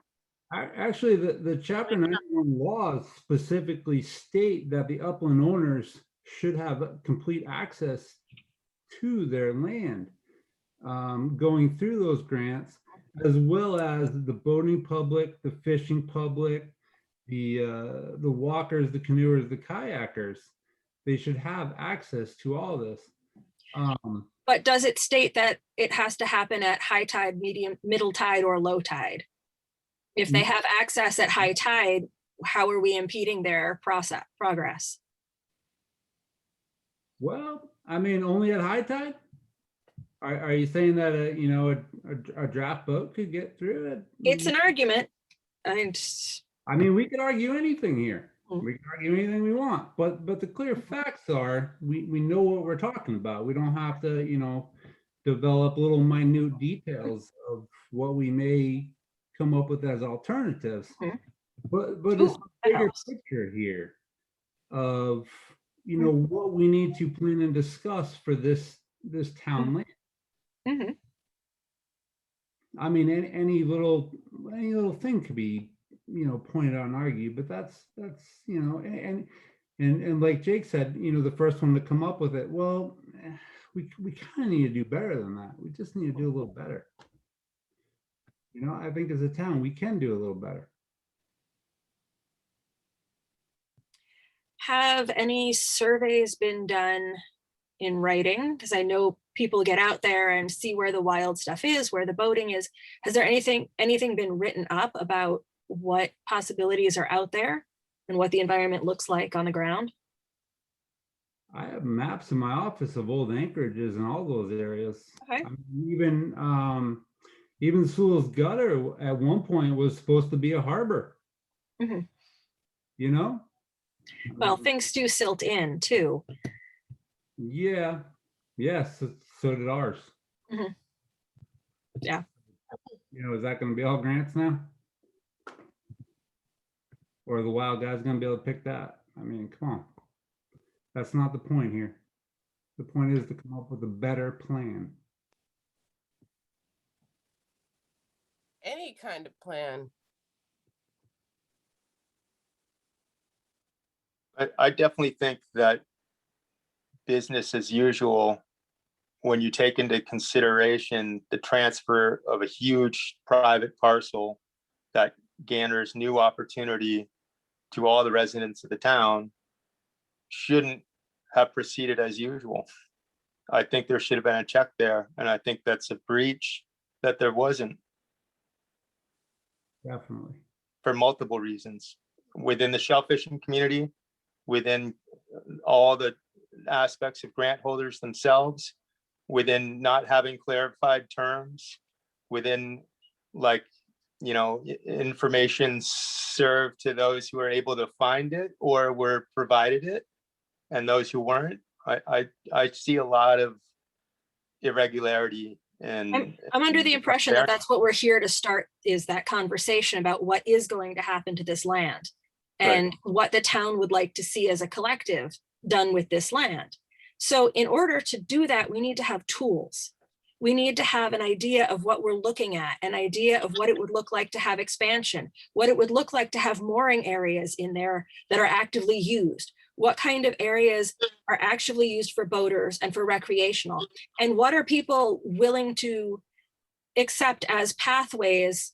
Like, I can see that there's a spot here between two of the grants where people could easily take a canoe or a kayak out. Is that a reasonable egress for a canoe or a kayak? Or do we somehow need to come up with a different plan for this, which is what we're here to discuss? I think as the Shellfish Advisory Board, we should stick to the shellfish part, and simply that. Well, I don't know that we can make a educated decision about what we'd like to see if we don't know the other possible uses. I mean, maybe that's for the greater town to compile together, and maybe we should just stick to what we're looking at in little squares on the screen. But that's kind of where we're headed here, is like, what do we need to have to make an educated decision on this? A moratorium for the moment, and not for Devasto to do this.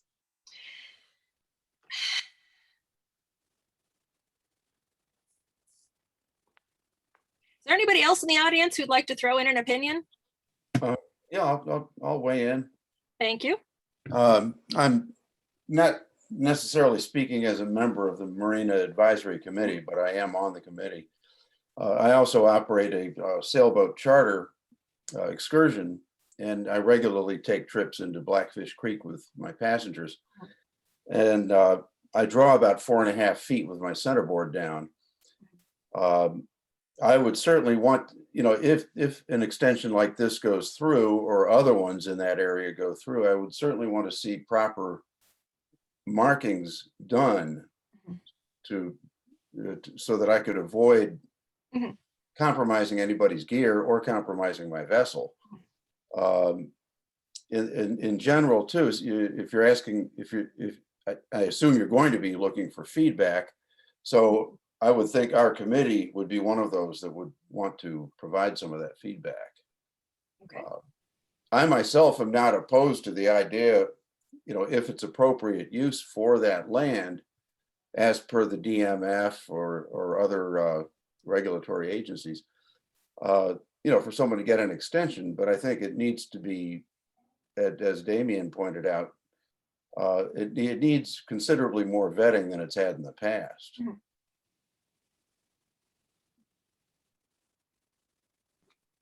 Thank you. Anyone else? Trying to flip through all the pictures I've got here of people, and I'm not seeing any hands. At least not on my screen.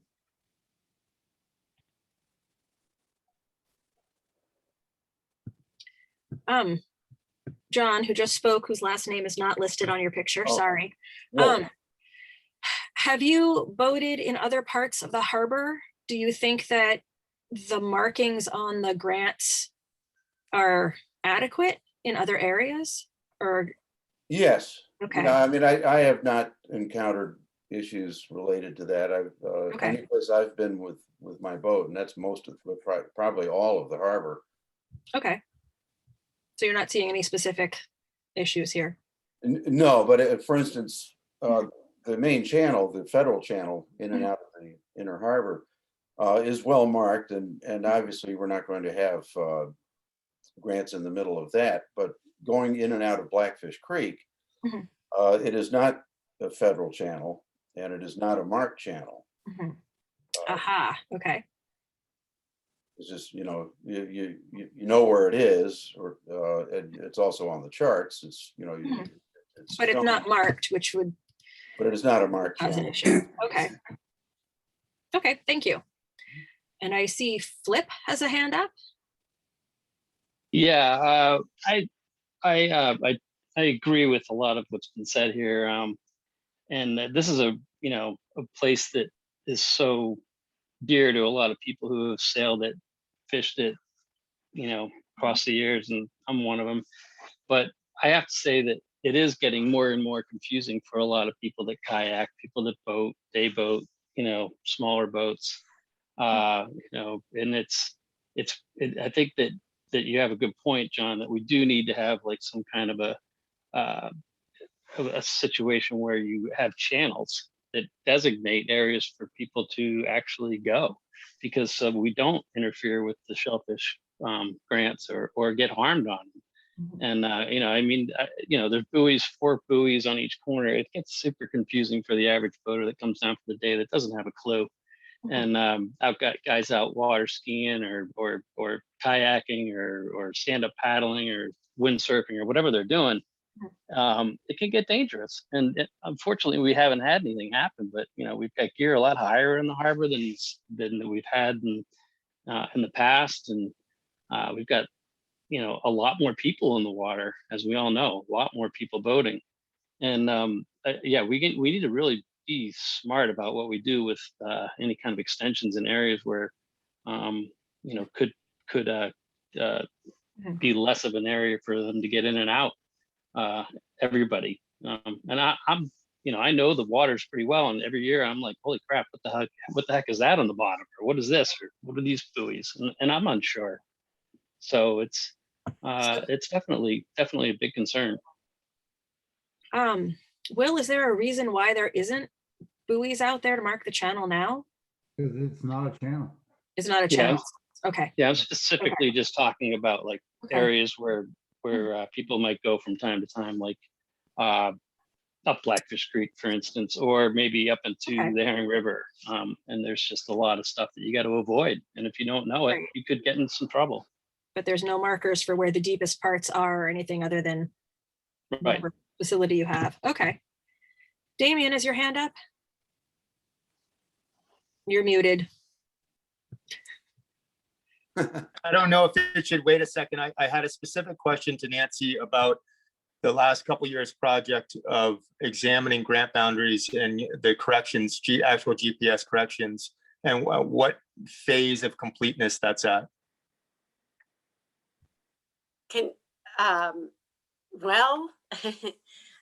It's basically just starting. So we've been out. We did a lot of GPS stuff over the last year, but it's a huge amount of work. I mean, there's hundreds of points. But we have been starting. I helped a bunch of grant holders on the negative tides in the past couple of months locate their boundaries. And sometimes they're absolutely spot on. And sometimes they say that our GPS is accurate from within 3 to 10 feet. And sometimes I find exactly that. And sometimes they're just wrong. And there's some issues that we're dealing with in different areas of the harbor. You know, we'll try and work with anybody to figure out a way to make it, you know, to get things in the right place and make sure that things are marked. And one of the things that Will and I did say in the memo to the select board is that those offshore, the offshore line of Mike DeVasto's new grant should be marked very well, perhaps not just on the corners, but with a couple of additional hazard buoys or something, just so that, like John is saying, John Wolf is saying, you know, so that you kind of know where you're going. And you Can we have stop calling it his new grant, please?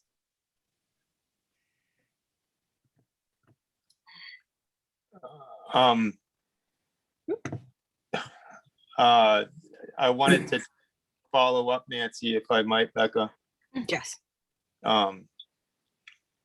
Would, in your consideration, would you think it would be wise? I've talked to, you know, I think our job is to outreach.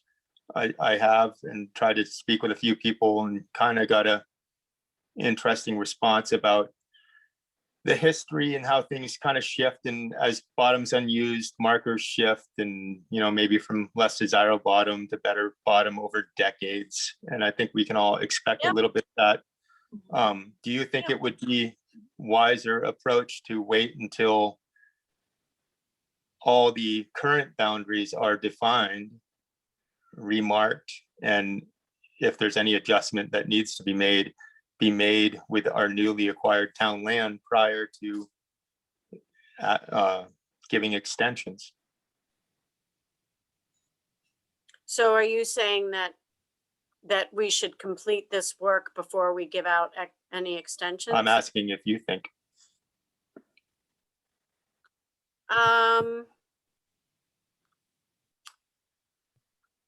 I guess I haven't really thought about that.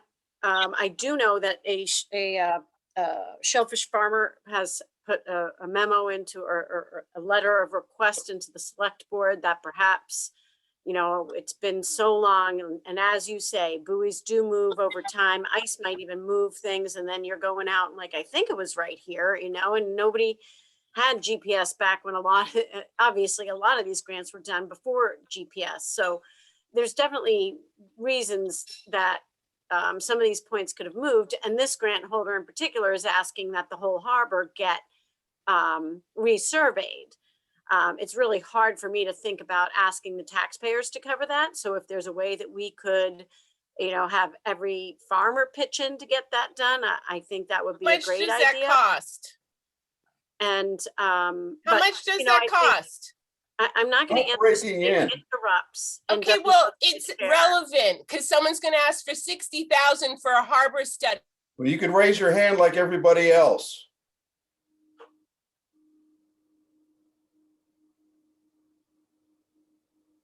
So, Damien, to answer your question, trying to get, I guess it's just hard to, I'd have to think about that. I'd want to talk about it with Johnny and Chris. Like, would we want to just put a stall on things until we knew where everything was? I mean, in a perfect world, sure. But I think we're trying to work on that individually with people as we go.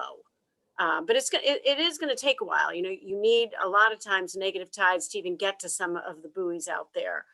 But we, I think we did at least 11 grant inspections last week.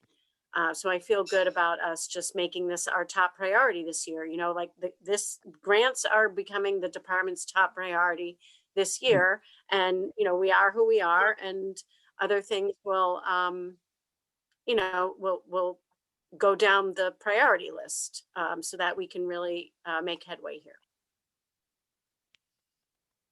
And we have someone who's in a phone number, who has their hand up. Where is the hand? Yeah, hello. Yes. Hey, guys, it's Brutus here. Okay. from grant 771 and 783. In Wellfleet, longtime fisherman. I just want to say that, like, as far as the GPS thing goes, I've been listening to some of this meeting. I was in a bit of it, and I got dropped out of a bit, but I'm back in. I'm listening more. So the GPS, as far as I know, my grant's lines have never been disputed since 1977. So as far out as I go, and I know that my grant is the first one in Logie Bay in 77 of the modern aquaculture grants. And then when they start throwing GPS in there, and then 3 weeks later, people are jumping over my lines, digging in and starting to plan their new grants over my grant on 783, or they have plans for my grant on 771. Yeah, I'm concerned about the way you guys are going about this. I'm pretty sure I want to extend my lines to wherever they're grandfathered in. I should be grandfathered in to the points where they have been my whole life. And as far as any new grants start to be added in, I think all this stuff needs to be dealt with first. That's all. Thank you. Thank you. So you're saying that we should establish where the grants are now with all the proper boundaries? I'm saying my grant has never been disputed in 1977, and I have people jumping my lines, like making plans on Old Bottom. That's been mine as far as I know since my family's had that grant for 40 something years. Right. Uh-huh. So I don't understand how they can be looking at it if you have buoys up. So I guess because they come out with a GPS and they come up with their new coordinates, and then 2 weeks later they think it's theirs and they're jumping over your line. I see. Okay. That's why there needs to be a cease and desist, and no more further grants should be even discussed until these old grants are dealt with. Okay. In my opinion. Thank you for your opinion. Thank you.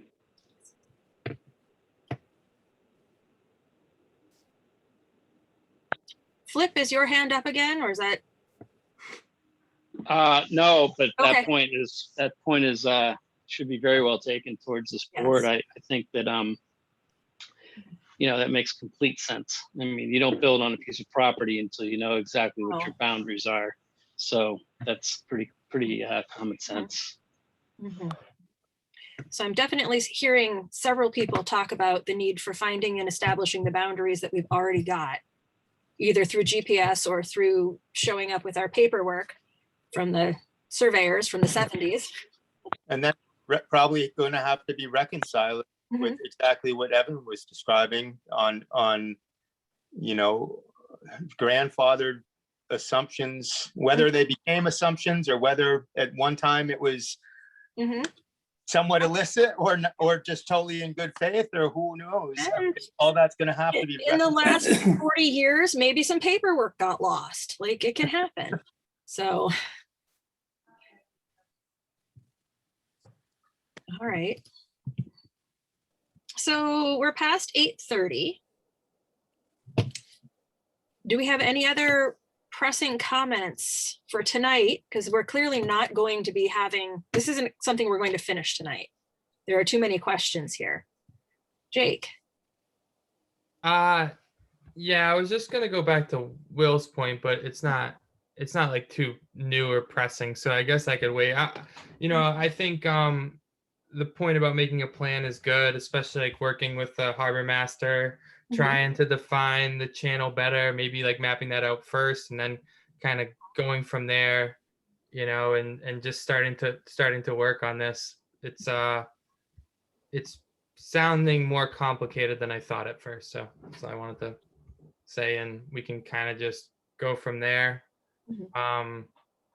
Yeah, I mean, I don't think we are ready to make a recommendation on anything tonight. Agree. Becca? Yes. Thank you, Jake. That's I'm not looking for any sort of action here at all. My purpose in bringing it to you all is that'd be one of many, many conversations. I mean, this is it's a big picture issue. You know, let's not forget that we're #1 in the state for shellfish. The value of our town managed shellfish landings. The aquaculture farms are the, you know, economic engine of this town.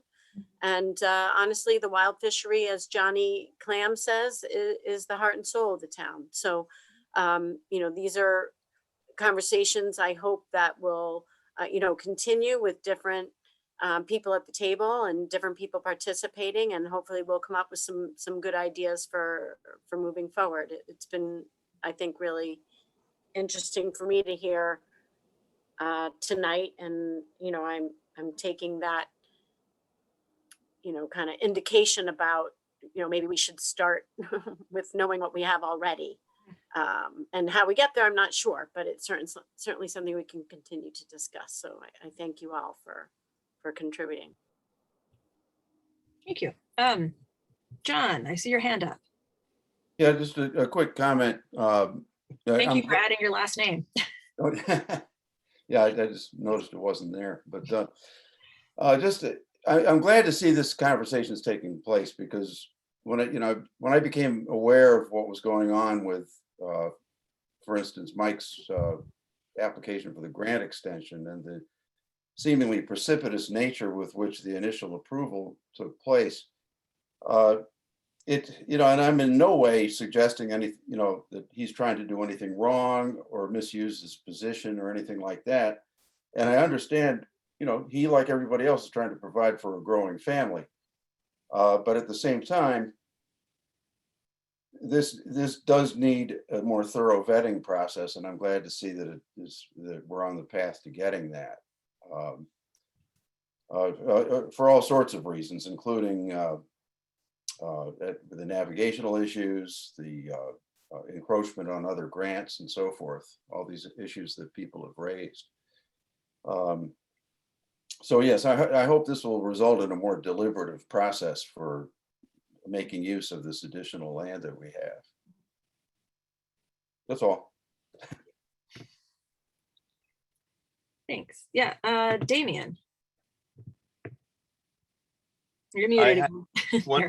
One more question for Nancy through you, or suggestion, maybe if grant holders, in order to expedite, were asked to provide their coordinates that are in use to the department, then they could be compared rather than in person, but by possibly someone hired to do some accounting, could just be compared with what the department holds for their numbers, and discrepancies kind of more quickly found that way, rather than having the rigmarole of going to do 300 on-site businesses with how many coordinates. I know. Thank you for trying to cut down on the time, but there's nothing like going out there in person and seeing it. And all of the coordinates that the Shellfish Department has are all the ones, let me just share this again. Like, it's all of these points. And if it's hard, let me see if I can get in here, just look for a second. So see how each of these grants has this is a number, and then that corresponds to these points here, latitude and longitude. And then we have that uploaded into our GPS. So it's really, I don't know, I don't speak that language, but I can see it in person. I can navigate right to it. And we have a GPS, that it was not a cheap one. It was, a mid-level one, which says it's accurate between 3 and 10 feet. And I would say that, many times it's actually spot on. So we're just going off of what has been recorded in town hall and then recorded here by Slade. Understood. There's definitely technology, GPS technology, that will give you boundary building for not a huge amount of money, and you can outlay your own boundaries with input of your GPS coordinates. It's relatively commonplace now in most commercial official applications for GPS. Yeah, I think ours has that because I can go and add, you know, when people have been asking for extensions, we've gone and uploaded where the people want their extensions into our GPS so that we have the actual coordinates. We walk to it and then we add that point and we give it their name, southwest, northwest, whatever. So I think that's what you're talking about. So I think our GPS does that. Is that what you meant? Yeah, that's what I was talking about. Yep. Yep, Becca? we have that. So conceivably, I could import some of those coordinates on the grants that border on the channel into Blackfish into my GPS, so I'd have a. Yes, you sure could. Becca? Can I speak? I don't. see a Sorry, place- I was muted. Sorry. Yes, John Right, I Dwayne. don't see a place to put my hand up, so. So, I mean, this is just this, because I'm not educated when it comes to how the grants are marked underwater. I can only go by what I'm used to seeing on land, which is you don't use GPS and you don't use old plans to say, to prove where your boundaries are. You pay a surveyor to survey them, and you get them surveyed and you get them marked. So are there markings in the sand for where these, everybody's grants are out there? I assume there's not. Well, yeah, no, there's stakes in the ground, and depending on which corner, yeah, some have original metal pipes there. We've gone right to an original metal pipe from a surveyor. Some grants we're finding were never actually professionally surveyed in person. That's something else we discovered this year. Well, So, if there are you know, we are actually- the oldest agriculture town in the Commonwealth. You know, we've been doing it since the 60s. So it makes sense that things can get a little messed up, and we're just going to work hard with people to, you know, square things away. So, you know, other than the fact that the trust went and had a survey done on paper for everything in the harbor that they chose to sell to the town, there's no real official, my point's going to be is that if you're looking to get something new on any one of these properties or just in general, either get an extension or get a new grant, it seems to me it should be up to the person applying for that to have the corners marked officially by a surveyor. That is correct.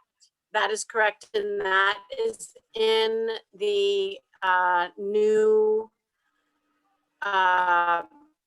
grant application procedure that was that was approved by the select board the other night, that you guys approved at your last meeting. And one of the things there said, one of the bullets said that you had to get it professionally surveyed. So therefore, we'll know after 2021 that any new grants or new extensions of current grants will be officially marked with some kind of pipe in the ground that's going to be permanent. Is that right?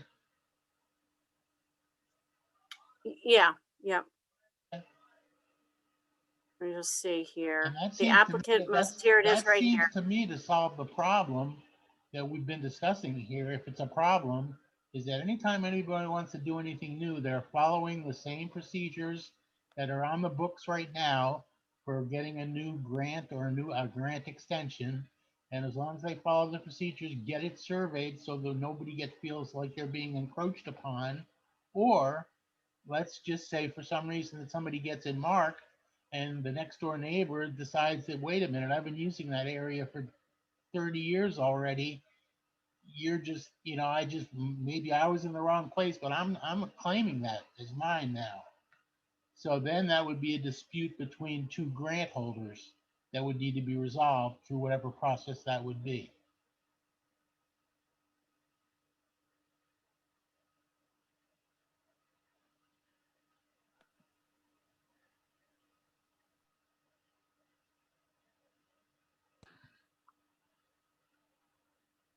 I think the reason I delved into this initially, if I might,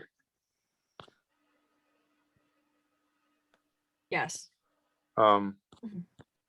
was that beyond disputes from grant holders and possible overlapping boundaries, I think as the silts removed and, you know, more boating access, I just think that a lot of the overarching minute problems are really going to add up, and waiting for the problems to present themselves in form of complaint is going to lead to Mm. big issues.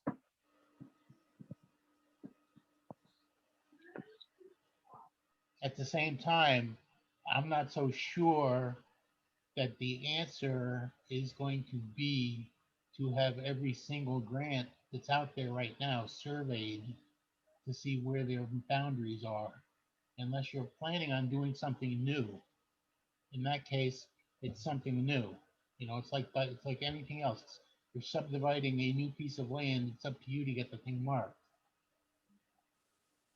The response to that would be that people may not be in the knowledge yet that their grants are actually under the wrong boundary configuration. And if you're going to be providing town land to new entrants or to any entrant or to expansion, maybe the town, it behooves the department and the town to make sure that, you know, and to do it on an equitable basis, that those grant holders that think they have productive bottom are assured that they do first. And who knows how long, you know, there may be transferees out there that have received grants years back recently, you know, in recent years, that are farming what they think is productive bottom that may actually not be theirs. And if it is determined that that's the case, while there is a small amount of space to provide extensions, now that I understand the word correctly, should that be remedied first? And like, how do you reach out to people to notify them that the town needs to take a comprehensive look at grant boundaries? See, again, I mean, you know, we're coming to the point at which I don't know that until there's a dispute, there's a lot of people in wealthy right now that are living on property that have built things on what they thought was their property that's not actually their property. And it doesn't become an issue until somebody disputes it. And when somebody disputes it, it's usually because they're trying to figure out where their boundaries are on the property right next to it. It doesn't seem to me that this is a town responsibility. They bought the land out in the flats there for the public to use. And as long as somebody's applying with the same rules that everybody else is under to get a grant extension, that I don't think that it's necessary to go ahead and force everybody that's out there right now to resurvey their property that they've been using for about 10 years, 30 years, whatever it is, as long as it's not bothering anybody. You know what I mean? I just think that it's something that doesn't need to be done, and I'm not so sure that it's the town's responsibility to take it on anyways. It almost always comes up when there is some kind of, when somebody needs to add a septic system to their property and they need to come right up to the property line. And that's when we find out that property line that somebody thought was theirs all the time isn't, and that it can be resolved. Maybe there needs to be a mediation process to resolve those kind of things if there isn't one on the books already. But it seems to me that that's a simpler solution than surveying everybody's grant and marking it. Point well taken, and I think I definitely agree. But I to maybe suffice my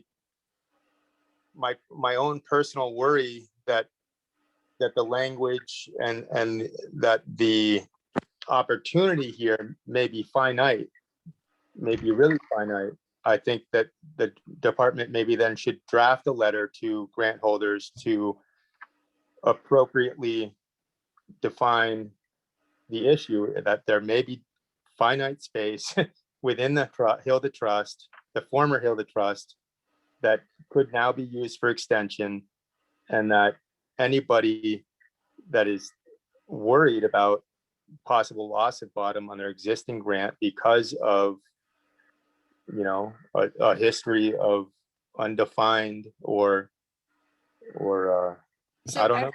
Sorry, I've got both Helen and Will with their hands up here also. Maybe Helen, because I saw you first, sorry. Yeah, I haven't spoken on this matter. So I heard from quite a few people during the time when we were considering buying the Hilda Trust property, that they felt that grants in that area should be resurveyed. I'd like to ask something which I haven't asked for about 18 years. How much does it cost roughly, ballpark, to survey a grant these days? Nancy, anybody? It was going to be over 1,200 when I asked about it a while ago. Okay, so my take on it over many years is, if you have a whole area like this with a lot of people sharing it, and it costs a hunk of money, I think the town should do it, and do it all at once. And by the town, Nancy, I don't mean you having to do it, your department.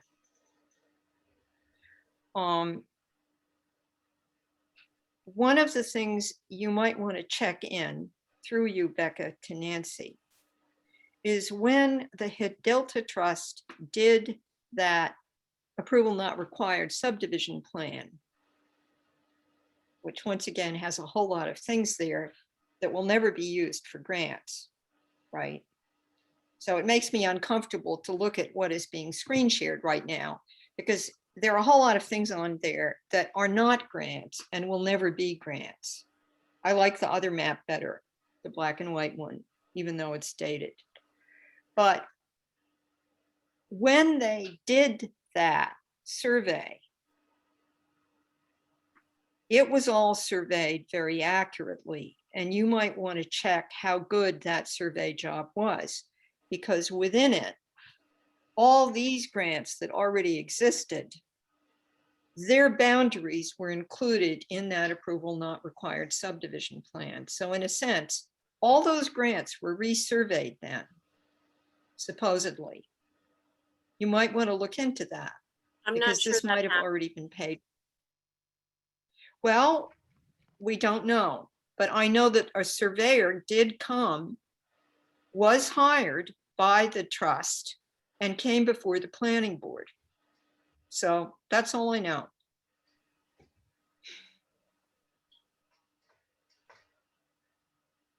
Pool, I think it was Pool.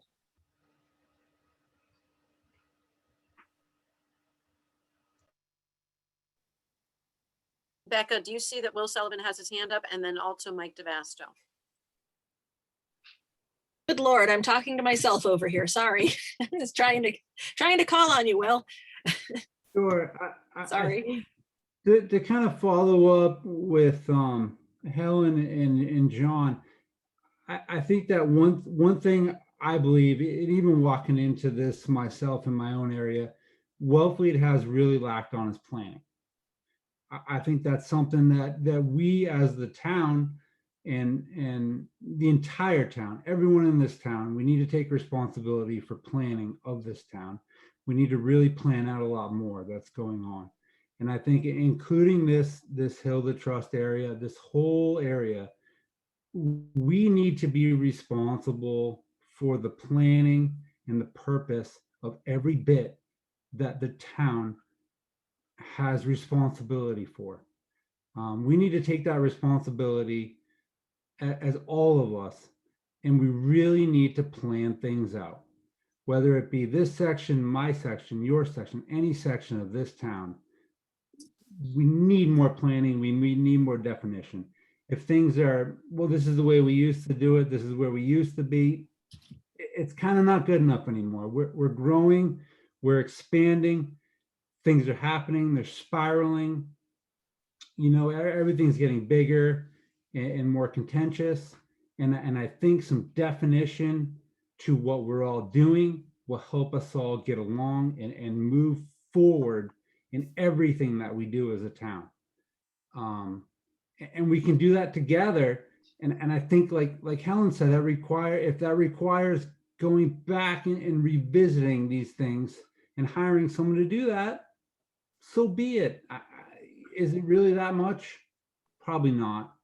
But the future really is involved in planning out what we have, our assets. We need to plan for them, just like a retirement. We need to plan. And that's all I had to say on that one. Thank you. Do you have any particular suggestions for working on that planning? Yeah, I think that, any of the mapping or surveys, buying, whether it be a surveyor or Nancy or helping out her department or my department and coming in and resurveying this and buying the real good equipment or having the professionals come in and do it and map that out, that might help out a lot. Not putting it on the heads of, if you have the individual and lay it out, that would probably help out a lot more and say, this is where it's supposed to be. All right, now let's figure out what's going on from here.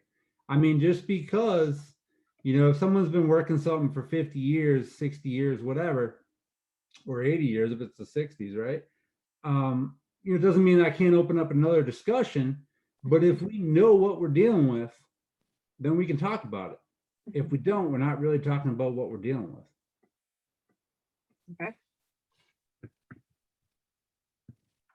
Thank you. And Mike DeVasto, see your hand up. Yeah, I just wanted to say about the surveying issue is, I believe in the regulations, the Shellfish Constable can go and set the boundaries based on the coordinates that are provided by the Army Corps of Engineer. And if a grant holder or license holder disputes that surveyed mark, then they, I believe, I don't know where it is in the regs, the Shellfish Constable can require a official survey be conducted by a civil engineer. So there is a mechanism already that if there's a problem or a dispute and the constable goes out and checks a boundary and determines that that boundary's off, that person may dispute that by getting a civil engineer and having a survey done. I don't know exactly what number in the regs that is, but and I know that I read something along those lines in there. Okay. I don't know if Nancy maybe knows. All right, thank you. Let's see. 7.1. I don't know the reg number that you're talking about, but Oh yeah, anyone 7.1. Yeah, in our regs? I believe so. This is Helen. I have no hand raising option. I apologize for just speaking, but it's not supplied on my participant screen. Well, at least I can usually see you actually physically raising your hand. Yeah. Okay, that's not 7.1. Hey, we're passing 9 o'clock here. What more do we think we can do with this tonight? Do we need to simply set another meeting to talk about this? Are we ready to start discussing an action plan for getting the information we feel we need? What do you think? Board, where are you? Falling asleep.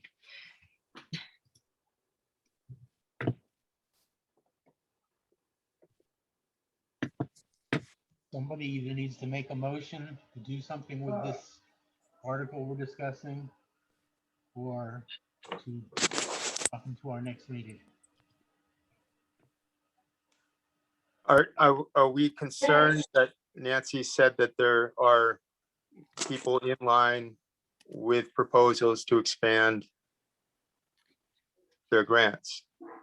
And that those expansion plans would utilize the only areas that I think we are now aware of involve areas within the Hilton Trust, former Hilton Trust.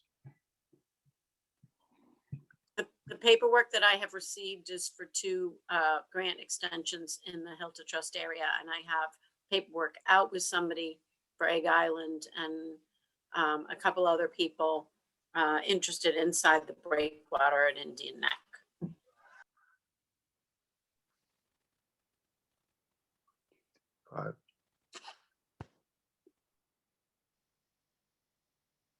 And the other thing that I put in the memo, and it's just, I want us all to think about it, you know, and again, I want people to be able to make their living and support their families here.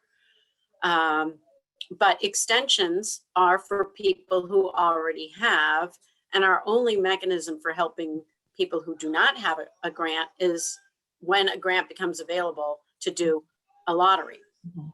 So it's just also, you know, how do we provide a way in Mhm. for, you know, people who, younger people or people who are veterans but don't have access to a farm.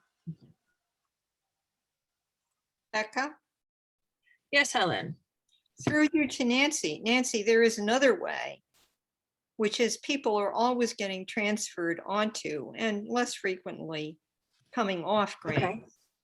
So there are ways in, because we can have up to 4 people on a grant in Wellfleet, which is That's unusual. But Which is yeah, unusual. but that's kind of I- different. Yeah, I mean, that is another way in. That same argument, or that not argument, that same presentation was recently given to me by a grant holder that didn't understand why extensions were needed, that there's so much unused grant space within Wellfleet that grant holders should easily be able to work amongst themselves to utilize space within each other's grants. And, you know, I don't know how to respond to that. I'll just repeat what was informed to me. Yep. Hence why, you know, the department is prioritizing grants. We wanted to do it last year, and then there was no way that we were going to do strict enforcement unless there was something egregious. And even then, honestly, it's just adding insult to injury. It was not on our plan last year.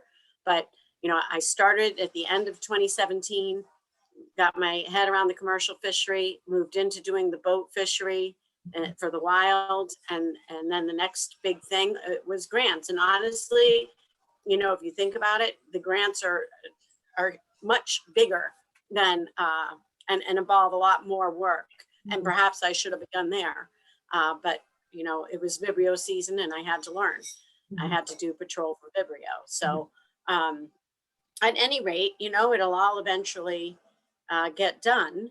And that is, as I said, the focus of our work is going to be on grants and making sure that people are meeting minimum productivity and checking buoys and boundaries and working with the grant holders to rectify and to figure things out in the easiest way for everybody involved. And I think that if we decide that, you know, if Shellfish Advisor at one point says, you know, we're going to recommend to the select board that the harbor get resurveyed, you know, I would just want to make sure that we take the pulse of the grant holders too. You know, I don't want to be this top down, like, oh, now we're going to come and do this and resurvey everything. You know, I see a lot of value in it, but I would just want to make sure that people understand why and that there's buy-in to do something like that. And that people would, you know, welcome the chance to, after 40 years of shellfish or 50 years of shellfish farming in this town. Yeah, let's hit the reset button and make sure that everybody's in the right space. But I just would want, I would want everybody to have a chance to hear about it and talk about it and not just get told. No. I think that the more pressing matter is that we work on this Hilton Trust land specifically and figure out what we want to do here before trying to do a survey of the entire harbor. I think this is perhaps more expedient. So for the next meeting, Mike DeVasto, is your hand still up or up again? It is up. Just quickly, I just wanted Yes. to point out that aquaculture license extensions are treated the same way as any other aquaculture application. The reality is that very few spaces available are not just small buffer zones or small extensions that wouldn't necessarily be usable on their own in their own right. So, but anyone who wishes to apply for an aquaculture license can go through the process, which would be the same process as an extension. It's our policy is pretty clear in the town about how to do that, and it's set out by Mass General Law, and now the application process procedure that's just been approved. But it's not limited to apply to those spaces, but a lot of the spaces are like, you know, buffer zones or little corners that would link one grant to the next grant with potentially access issues. So I just wanted to point that out, that it's not an issue of the extensions treated the same way anyone who wanted to apply for a license who didn't have one already would be treated. There's no difference in the policy. Okay. Thank you for clarifying that.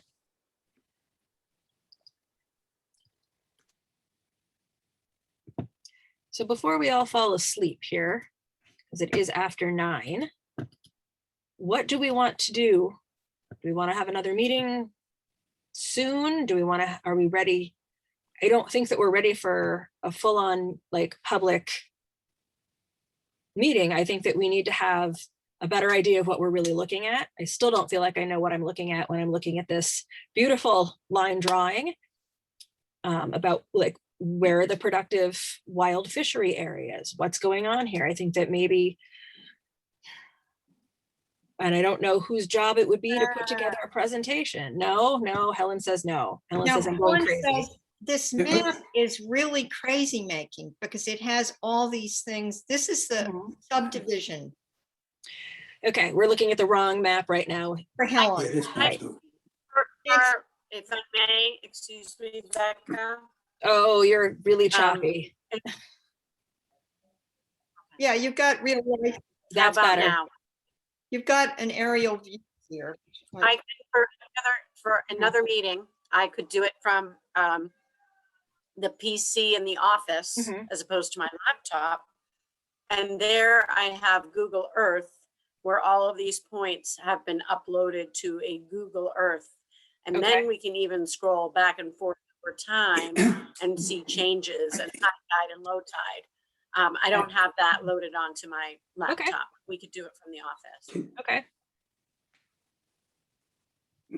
So then we should have a future meeting where we look at these different options. Hey, Yes, Tom. hey, Becky, I'm on the same wavelength you're on. I think we need to, I know we're trying to solve a problem here, but I'm not sure I know all the issues. Right. So, I mean, I think we ask Nancy, you know, tell us the 5 issues you're trying to solve or what the shell fishermen are looking for. Yeah, 5 things that we need to solve, 5 things that are working. And we ask Will and John to do the same thing. You know, what's working and what are your 5 issues? And then we just focus on the issues. And you know, do another meeting and just nail down, you know, it's all, are we gonna do GPS? Is the town gonna pay for survey? And you know, that's, I think that's what we gotta get to. That's my point. That's my view. I think that we also need to remember that as far as I know, there's a wild fishery that's active in that area as well.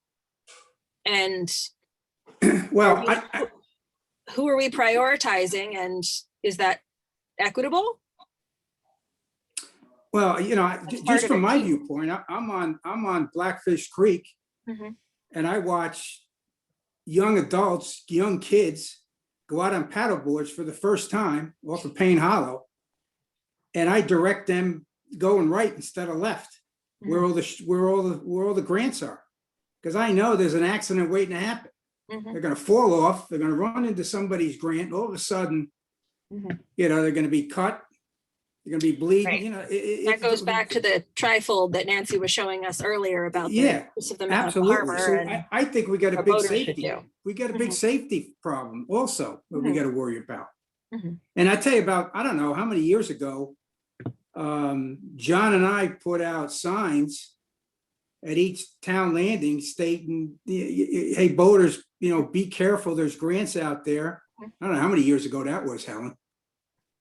We even put it in the in one of the town documents, I think, just to be, so they, you know, the kayakers knew where the grants were, and they'd be careful not to fall off their navigation vehicle and fall on somebody's grant and get hurt. Mhm. I don't know, 4 or 5 years ago we did that. So There yeah, it we is. gotta bring safety into this also. Yep. Anyways, I know it's late. Okay.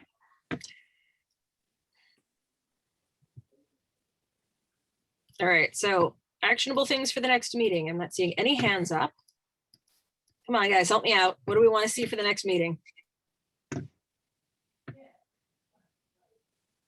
Well, this is Nancy and the, Scott Horsley was on here for the last item in your agenda. And I said, there's just no way we're gonna get to it No. tonight, but we do need it to have a recommendation before town meeting. You know, it'd be great if it could get into the warrant. I don't know that we're gonna do that, make the warrant deadline. But he did want me to share with you all that, you know, they're really taking to heart the feedback that they've heard. And so they're looking to change their name to like the Water Quality Committee, and that they're working on water quality in Wellfleet Harbor. That Because does sound nobody much wants to nicer. associate. Yeah, and nobody wants to associate shellfish with wastewater, you know, that's not really an accurate representation, even though they are filter feeders. So anyway, you'll have to decide. I don't know at this point when the warrant is going to close and go to the printer, but you of course can always vote on it and then render your vote at town meeting itself. I don't know when the warrant's closing, but that is one thing to think about. And I know I had something else and I need to think of it. So I'll be quiet though now. Right. It's closing towards the end of this month. Yes, okay. And there are some other articles that Quote, raise your hand. I can't raise my hand because there's no option on my participant screen. So I apologize for not doing it on the screen. I can at least see her hand most of the time. I apologize. Physical. I'm very good about that in other meetings. I don't just say things. So anyway, in other words, it's got to go out to the printer 5 weeks before town meeting. Town meeting is now at the end of June on a Saturday. And Okay. there are some new warrant articles, or there's some warrant articles that will need you guys to recommend them if you want to or not, you know, if you want to recommend them or not. And I just was the person who put all the recommendation lines in the warrant draft, which took a long time. Yes, I am a martyr. But some of them are really important for you to A, know about and B, weigh in on. And I suggest that also you look at the ADU article, the accessory dwelling unit article, because it addresses, even in the summary, housing for shellfishing people. In other words, it isn't special for you, but it will include perhaps some more ways to get housing here. Thank you. Thank you. Okay, so I figured out how to get back to looking at the agenda on my computer at the same time as looking at the screen, sorry. And we didn't get to very much. Okay. So again, does anybody want to lay out a plan at this point?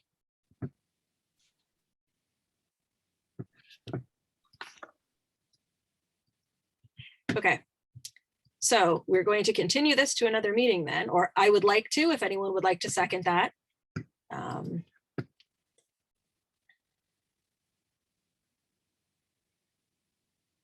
I think Yeah, that that's- sounds good. We can just keep the discussion going. I see just someone asked if in the comments about the Marine Advisory Committee.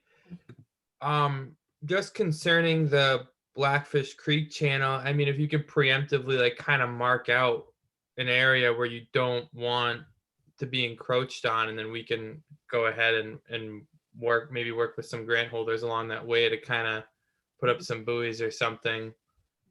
And I mean, I guess that's sort of a way we can start the planning process. And then, yeah, for next meeting, if we can just get as much information as possible, then we can just keep talking about it.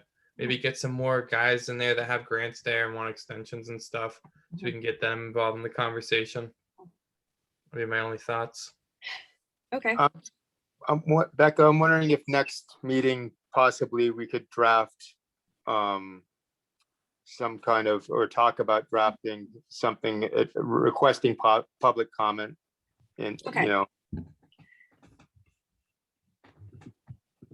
All right, so I'm thinking that my guess would be that in order to have a good public comment session, that we should probably have the marina committees and the shellfish committees and the other stakeholders have a presentation showing what we're talking about. If we're really going to get into like having a good discussion with future planning, this is going to be more than just a little meeting with the shellfish folks. This is going to be much bigger.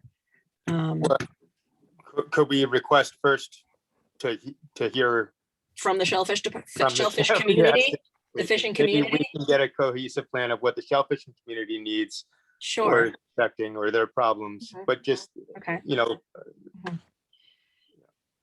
Can we respectfully request that people who are in this region who are hoping to get extensions could maybe slow their roll a little and give the community a chance to get caught up? Or do we not want to go there tonight at 9 o'clock? or maybe we do. Maybe we need to hear what the pressing needs are. Maybe there are pressing needs. Maybe people are at risk of falling under, you know? Okay. So yes, let's get community input here. Okay. I'm having trouble with figuring out how to get my computer screen the way I need it. There we are. Okay. So we're going to move that to the next meeting for that that request. Is that right, Damien? Yeah, I was gonna say that if we could discuss it at that meeting, formulating a request, yes. Okay, that sounds good. And Tom will write that down and we'll have that on the agenda for the next meeting. Guys, I'm done. Does anybody, Nancy, what do we need to do before we can leave? You're muted. You're muted. You guys have the ability to call a public hearing, and then it would, you can talk to Jeannie Mac about it, and then it gets published in the paper. I can certainly send a crier about it. And, Okay. and so you could call a public hearing for this. Okay. All right. I think we're going to need to have a presentation put together before we have a public hearing so that people can see what we're talking about. So I'm a little hesitant to do that right away. I think we need to do some more planning before we can present properly. So are we Okay. also putting off the last two items we didn't get to today? We're gonna have to put them off and move them to the next meeting.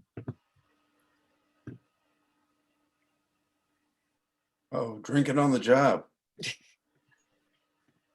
That's a good water bottle. All right. Do we want to spend the entire next meeting on the grant extensions? And ask Nancy and Will to help us with how we communicate to the two teams before we go to the public? Let's see. Yes, we need to have a meeting about that. What else do we need to discuss from tonight's meeting at the next? Because we can have a meeting before Nancy gets back, but it can't be that one. Warrant articles. Yes, which were the shellfish propagation plan? No, Well, No. you haven't, I don't know what you've done or haven't done yet. Okay, The shellfish propagation plan is the one for, what will hopefully soon be called the water quality. okay, Um, so that's the water quality one. Those are on the warrant, and Okay, that would be that's the warrant. great. We did kind of talk about them last time. Mhm. But I don't think I think we wanted to create a larger, remember Damien? You really wanted to try and get people to talk about it further and to get a little bit more detail. And then we had a good crowd. I definitely have been talking it up, but we could try and, get people to another meeting too. What, Nancy, wasn't that it was in your budget? Was that in your budget? No, it's the what's currently called the wastewater committee's budget. And Damien rightly felt like we should have a larger discussion about it, and I agree. And I would Okay. really like to get people's input on the plan that we've come up with and the reasons why. Honestly, it would be better if Johnny was here, but there's no way I was going to have Johnny, coming at 9 at night to do that. So it'd be better if we could have it on at the beginning of an agenda. Okay, A question, are the components of not the wastewater committee, what's it called again? The water water quality. clean water quality? Is the water quality committee, are their proposals still, is it moving forward as one proposition for town meeting, or is it broken up now? May I answer It's that, Becca? It's broken up, and that's what I'm presenting you guys with, is the part that will, there's an article in the warrant that calls for, I want to say it's $80,000, but I might be wrong. But I wanted to kind of go over, and we talked about it a little bit, but I wanted to go over the 5-year plan that we came up with. And then you guys would need to approve, or, would you recommend or not recommend the article, at Okay. least the one article on shellfish propagation in the wastewater budget. So would you recommend that individual, the consultant, to present again? Because we did in our minutes, Yeah, he was on here today. we did ask for more information Yeah. from him. Yeah, we ran out of Yeah, time he with was them. here. He was Becca, here for about 2 hours. And Hold then on, so sorry. Hold on. may I address that? All right, Helen, yeah, Yeah, so Nancy, through you. So the propagation article, which has merit without being in any way associated to mitigation of wastewater, right, is on there as itself. We were originally presented with what I call very accurately an omnibus article that had all these different things in it, some of which directly address mitigating wastewater coming into the watershed. And we're I required. thought I just explained that, Helen. I'm Yes, trying you not did. to I just explained Okay. that. so do we need to vote on that tonight? Do I they was need to gonna say have one this? more thing, but never mind. Okay, because I'm really losing the thread here. We got 2 minutes and I want to close us down for the night, so I'm sorry we didn't get to it. Overbooked again. So can we move that to the next meeting? Or is that going to be too late at that point? Nancy, is that going to be too late? I don't know. I don't know when Okay. she says that the warrant's probably going to close at the end of the month. Okay, well, then we're So- not going to make it because, You could just do it for town meeting, okay. unless you want to have another one before the end of the month. Well, we did have one originally scheduled for the end of the month, so whoops, I lost everybody. There we go. Guys, do you want to meet again this month or not?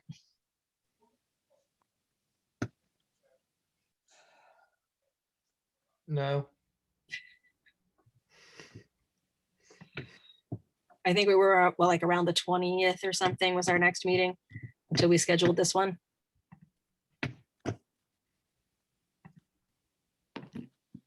That's what it was. It would be hard for me to meet again this month, but whatever everybody wants to do. Nancy, you're in Italy, right? That it's, I booked my trip and then it's up in flux. Italy's Italy's struggling right now. So I don't really know. Okay. I don't really know. I just found out yesterday that I couldn't go. So because of their no. rules. Yeah. So I'm just Yeah, waiting. I On the figured 15th, that. Okay. they're having a meeting and I'll find out. Just do what you have to do. And if I'm there, I'm there. And if I'm not, I'm not. Sorry. Okay. I apologize. So do we have 2 items, Becca, or 3 items on the next meeting? We got the water quality, we got the Mhm. grant extensions, and do we want to talk about the ADU? I kind of think that the grant extensions might need to be a separate, or it's going to take up quite a lot of time. Well, we said a while back too, we wanted to make sure that the community knew about the all the housing items that Right. were, Okay, so you want to do housing next meeting and let's do housing next meeting. okay, and then we'll work towards thinking through what Will and Nancy can help us with this whole grant extension thing, Yes. and John, of course. You So want are to we do you want to do the 20th, or you want to go back to, you want to go to June? How many people think they can make the 20th? We've already lost Jake for that. I mean, if we're not going to have a quorum anyway, then we might as well just go to June. I'm not hearing from John. I'm not hearing from Zach. I can make it. I'm just, but it seems to me maybe we should, I know we're doing them typically once a month. If it's possible to do them every 2 weeks and keep them shorter, like keep them 2 hours and Yeah. then get back on the monthly schedule when we can, maybe that makes sense. Mhm. Okay. So if you want to talk about the 20th and just dealing with grant extensions and one other thing that would be, wrapped up within a brief period of time, why don't we shoot for that? And I'll go either way. It's my schedule is in the evenings are flexible.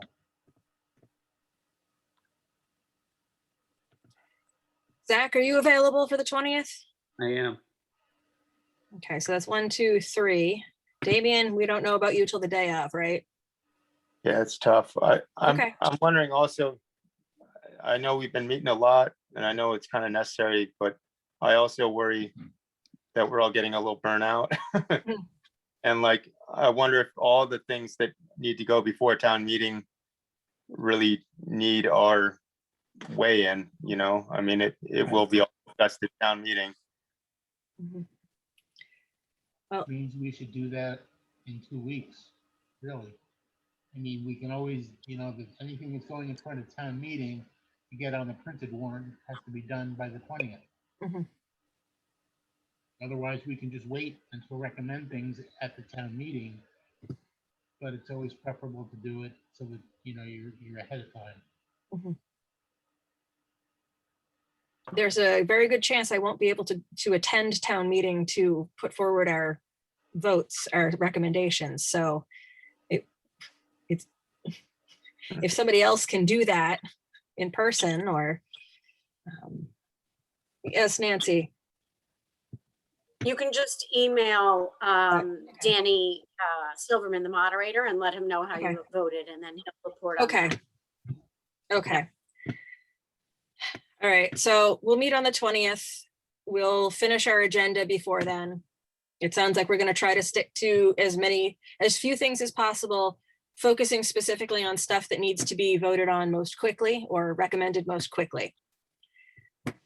And I move to adjourn. I will go for that. I'll second that, Becca. Hallelujah. Thanks for hanging in there. I'm so sorry this went so late. Thank you and good night. Thank you, Becca. Good night, everybody. Bye.